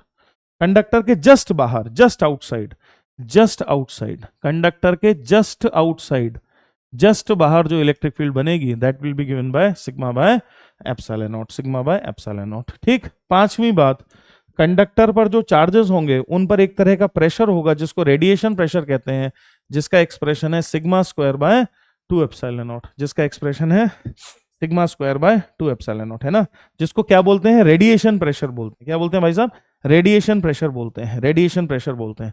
दो कंडक्टर को अगर आपस में जोड़ दिया जाए तो वो आपस में चार्ज शेयर कर सकते हैं, और ऐसा तब तक होगा जब तक दोनों के पोटेंशियल सेम ना हो जाए। तो sharing of charges between conductors sharing of charges, sharing of charges, sharing of charges till potential is same, sharing of charges till potential is same। यहां तक समझ में आनी चाहिए बात। यहीं से लगा हुआ कंसेप्ट है अर्थिंग ऑफ अ कंडक्टर। हम अर्थ को एक कंडक्टर मानते हैं जिसका पोटेंशियल जीरो है, हम अर्थ को एक कंडक्टर मानते हैं जिसका पोटेंशियल जीरो है। और अब अगर किसी कंडक्टर को अर्थ से जोड़ दिया जाए तो चूंकि अर्थ तो एक इनफाइनाइट कंडक्टर जैसी है तो उसका पोटेंशियल तो जीरो ही रहेगा। हेंस अगर मैं किसी कंडक्टर को अर्थ से जोड़ दूं तो एक बात 100% पक्की है कि उस कंडक्टर का फाइनल पोटेंशियल जीरो हो जाएगा। हेंस अगर हम किसी चीज को अर्थ कर देते हैं तो एक बात बिल्कुल पक्की है, अगर किसी कंडक्टर को अर्थ कर देते हैं तो एक बात बिल्कुल पक्की है कि उस कंडक्टर का final potential zero zero zero हो जाएगा। एक शब्द होता है इक्विपोटेंशियल सरफेस। इक्विपोटेंशियल सरफेस का मतलब होता है एक ऐसी सरफेस जिसके सभी पॉइंट सेम पोटेंशियल पर है, जिसके सारे पॉइंट सेम पोटेंशियल पर है। Hence locus of all points having same potential can be called as an equipotential surface, can be called as an equipotential surface. तो इलेक्ट्रिक फील्ड का इक्विपोटेंशियल सरफेस के parallel कोई कंपोनेंट नहीं होता है, हमेशा उसके परपेंडिकुलर डायरेक्शन में कंपोनेंट होता है। कंडक्टर की जो सरफेस है वो इक्विपोटेंशियल सरफेस जैसा बिहेव करती है। हेंस कंडक्टर के सरफेस पर ये जो इलेक्ट्रिक फील्ड मैंने लिखी है, ये इलेक्ट्रिक फील्ड हमेशा हमेशा नॉर्मल डायरेक्शन में होगी। ये इलेक्ट्रिक फील्ड किस डायरेक्शन में होगी, नॉर्मल डायरेक्शन में होगी। और इलेक्ट्रिक फील्ड का सरफेस के पैरेलल यानी कि टेंजेंशियल कंपोनेंट हमेशा ही जीरो होगा। क्यों ऐसा, क्यों ऐसा, इसलिए क्योंकि कंडक्टर की सरफेस एक इक्विपोटेंशियल सरफेस है, इस वजह से ऐसा हो रहा है। समझ गया मेरी बात, करेक्ट है। तो भाई साहब ये सब कंडक्टर की प्रॉपर्टीज हैं। और एक आखिरी प्रॉपर्टी जो कंडक्टर की है that is shielding. Shielding conductors एक बड़ी मजेदार चीज को फॉलो करते हैं जो कि शील्डिंग है, पर ये शील्डिंग सब कंडक्टर्स में नहीं लगती है, केवल उन्हीं कंडक्टर्स में लगती है जिसमें कैविटी है, दैट मीन्स शेल जैसे हैं। तो सॉलिड कंडक्टर्स जो ठोस होंगे उसमें नहीं लगेगा। तो शील्डिंग का जो कंसेप्ट है वो शेल कंडक्टिंग शेल में लग जाएगा या कंडक्टर्स हैविंग कैविटी में लग जाएगा। Conductors having cavity, conductors having cavity, दो तरह के लोगों में ये कंसेप्ट लग सकता है, या तो शेल जैसा हो, कंडक्टर शेल जैसा हो, या कंडक्टर में कैविटी हो। क्या कहता है ये कंसेप्ट, बड़ी प्यारी बात कहता है। शील्डिंग कंसेप्ट ये कहता है कि भाई साहब अगर ये कंडक्टर है और ये उसके अंदर एक कैविटी है तो कंडक्टर तो ये रहा, है ना, कंडक्टिंग मटेरियल तो ये रहा, ऐसा ऐसा ऐसा ऐसा ऐसा ऐसा ऐसा ऐसा। अच्छा जी, चूंकि अभी हमने थोड़ी देर पहले डिस्कस किया था कि कंडक्टर के अंदर तो इलेक्ट्रिक फील्ड जीरो होती है, तो क्या यहां इलेक्ट्रिक फील्ड जीरो, क्या यहां भी इलेक्ट्रिक फील्ड जीरो, क्या यहां भी इलेक्ट्रिक फील्ड जीरो, और क्या यहां भी electric field zero. That means अंदर की जो स्पेस है और बाहर की जो स्पेस है, क्या उनके बीच में एक जीरो इलेक्ट्रिक फील्ड की लेयर आ गई है। अंदर की जो स्पेस है और बाहर की स्पेस है, क्या उनके बीच एक जीरो इलेक्ट्रिक फील्ड की लेयर आ गई है। ऐसा होने की वजह से अंदर वाले भाई साहब बाहर कोई इलेक्ट्रिक फील्ड नहीं बना पाएंगे, बाहर वाले भाई साहब अंदर इलेक्ट्रिक फील्ड नहीं बना पाएंगे। हेंस इस कैविटी में जो स्पेस है और कंडक्टर की जो इनर सरफेस है, इन दोनों को लेके अगर एक मैं सिस्टम बना लूं S1, तो S1 सिस्टम में कौन कौन है, S1 सिस्टम में कौन कौन लोग रहते हैं। S1 सिस्टम में है inner space, inner space, inner space and inner surface, inner space and inner surface, inner space and inner surface है S1। और ऐसा ही अगर मैं एक सिस्टम S2 बना लूं तो S2 में कौन कौन है, outer space and outer surface. दो सरफेस होंगे कंडक्टर की, एक इनर एक आउटर। तो आउटर स्पेस, आउटर स्पेस, भाई साहब इस पर छोटे छोटे क्वेश्चन आ जाते हैं। Outer space and outer surface, outer space and outer surface को मैं कह दूं अगर S2, तो कंसेप्ट ऑफ शील्डिंग जो हमसे कहता है वो ये कहता है कि S1 की वजह से S2 पर और S2 की वजह से S1 पर इलेक्ट्रिक फील्ड होगी 0 0 0, है ना। तो S1 electric field because of S1 on S2 is 0, and similarly electric field because of S2 on S1 is also 0। ये कहता है कंसेप्ट ऑफ फील्डिंग हमसे। दैट मीन्स अगर कोई चीज ऐसी है जो इलेक्ट्रिक फील्ड पर सेंसिटिव है, हम उसको बचाना चाहते हैं, जैसे कोई महंगी घड़ी वगैरह वगैरह वगैरह, तो क्या हम उसको ऐसे किसी कंडक्टर के अंदर रख दें, है ना। अब बाहर में जो भी इलेक्ट्रिक फील्ड वगैरह होगी उसका अंदर में कोई इफेक्ट नहीं पड़ेगा, है ना भाई। तो इस पर थ्योरेटिकल छोटे छोटे क्वेश्चन, बड़े प्यारे प्यारे आसान आसान से क्वेश्चंस बन जाते हैं। ठीक है भाई साहब, तो हमने ये मुश्किल टास्क कवर किया और पूरी ईमानदारी से एक एक चीज मैंने पूरे इलेक्ट्रोस्टैटिक्स की, जिसको पढ़ाने में बहुत सारा समय लगता है, मैंने सभी चीजें आपको बताई हैं। अब आगे का काम आपका रहता है। क्या करना है आपको भाई साहब, इस पूरे पीडीएफ में जितने भी एक्सप्रेशंस और जितने भी फंडे और जितने भी फॉर्मूले लिखे गए हैं, उन सभी फॉर्मूलों को यूज करना है आपने। ये आपका होमवर्क है, होमवर्क भी करना पड़ेगा, ऐसे नहीं चलेगा, होमवर्क भी करना पड़ेगा। क्या है होमवर्क? सभी फॉर्मूले और माइंड मैप्स का यूज करना है बार बार रिवाइज करने के लिए। ये पीडीएफ भी आपको अटैच हो जाएगी, मिल जाएगी, और ये वीडियो भी रहेगा यूट्यूब पर।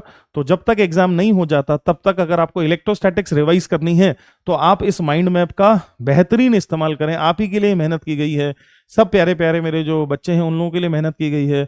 मेरे जो स्टूडेंट्स हैं 12th के 13th के, जो मेरे बहुत प्यारे प्यारे बच्चे हैं जो बहुत मेहनत कर रहे हैं, जो मैंने शुरू में कहा था, जिनकी मैं बहुत रिस्पेक्ट भी करता हूँ, सैल्यूट भी करता हूँ, उन सब बच्चों के लिए मेहनत है। तो आप इसका भर भर के फायदा उठाएं। इसके बाद फॉर्मूले याद कर लेने से ही नहीं हो जाएगा, उसके बाद और समझ लेने के बाद अब आपको करने हैं पीवाईक्यूज। जितने ज्यादा से ज्यादा हो सके, कम से कम रीसेंट 3-4 सालों के तो करने ही करने हैं एट ऑल कॉस्ट। रीसेंट 3-4 सालों के तो करने ही करने हैं, और अभी केवल मेंस के पीवाईक्यूज करेंगे, है ना। जब तक फर्स्ट मेंस नहीं हो जाएगा तब तक केवल मेंस के पीवाईक्यूज करेंगे, अभी एडवांस की बात नहीं करनी चाहिए आपको। और भाई आखिरी जो चीज है वो ये है, खुश रहें, बी हैप्पी, पॉजिटिव रहें। और भाई साहब पीडब्ल्यू को इतनी प्यारी प्यारी चीजें सभी बच्चों के लिए फ्री ऑफ कॉस्ट लाने के लिए धन्यवाद दें। हमको थैंक यू बोलें, पीडब्ल्यू को थैंक यू बोलें, थैंक यू वेरी मच। ऐसा करें और जाएं और अपने दिमाग में ऐसी तेजी ऐसा बल्ब जला लें दिमाग के अंदर, है ना, ऐसे लट्टू जला ले दिमाग में, जल जाएगा। अगर खूब मेहनत करी हमने, जी जान लगाकर मेहनत करी, तो ऐसा लट्टू जल जाएगा, भयानक तरीके से लट्टू जल जाएगा। देखो मैं इसके सामने खड़ा हो जाऊं, है ना, तो देखो, हाँ अब ठीक हो गया ना, देखो मैं इसके सामने आ गया हूँ, ठीक है जी। तो देखो, ये देखो जला लट्टू, और ये जला लट्टू, ऐसा लट्टू दिमाग में जल जाएगा अगर हमने धुआंधार तरीके से मेहनत करी, जो कि तुम कर ही रहे हो, ठीक है जी। तो मेरी तरफ से बहुत बहुत शुभकामनाएं, और अब हम इसी प्रकार से आगे मिलते रहेंगे, और पूरी 12th को मैं इसी प्रकार से बहुत ही साइंटिफिक तरीके से और अपनी पूरी सोच और समझ के साथ डिजाइन करूंगा, सो दैट ज्यादा से ज्यादा लोगों तक फायदा हो सके, ठीक है जी। तो बड़ी मेहनत लगती है इन सब चीजों को करने में, और बहुत अच्छा लगेगा अगर आप इसका सदुपयोग करेंगे। तो थैंक यू वेरी मच, धन्यवाद, बहुत देर तक आप मेरे साथ बने रहे, thank you very much, thank you. तो मैं मनीष शर्मा आपसे अलविदा लेता हूं, और मिलेंगे जल्दी ही दोबारा अगली वाली कहानी में, फिर आके फंडे करूंगा, फिर आपको सारी बातें बताऊंगा। Thank you, bye bye, take care, bye.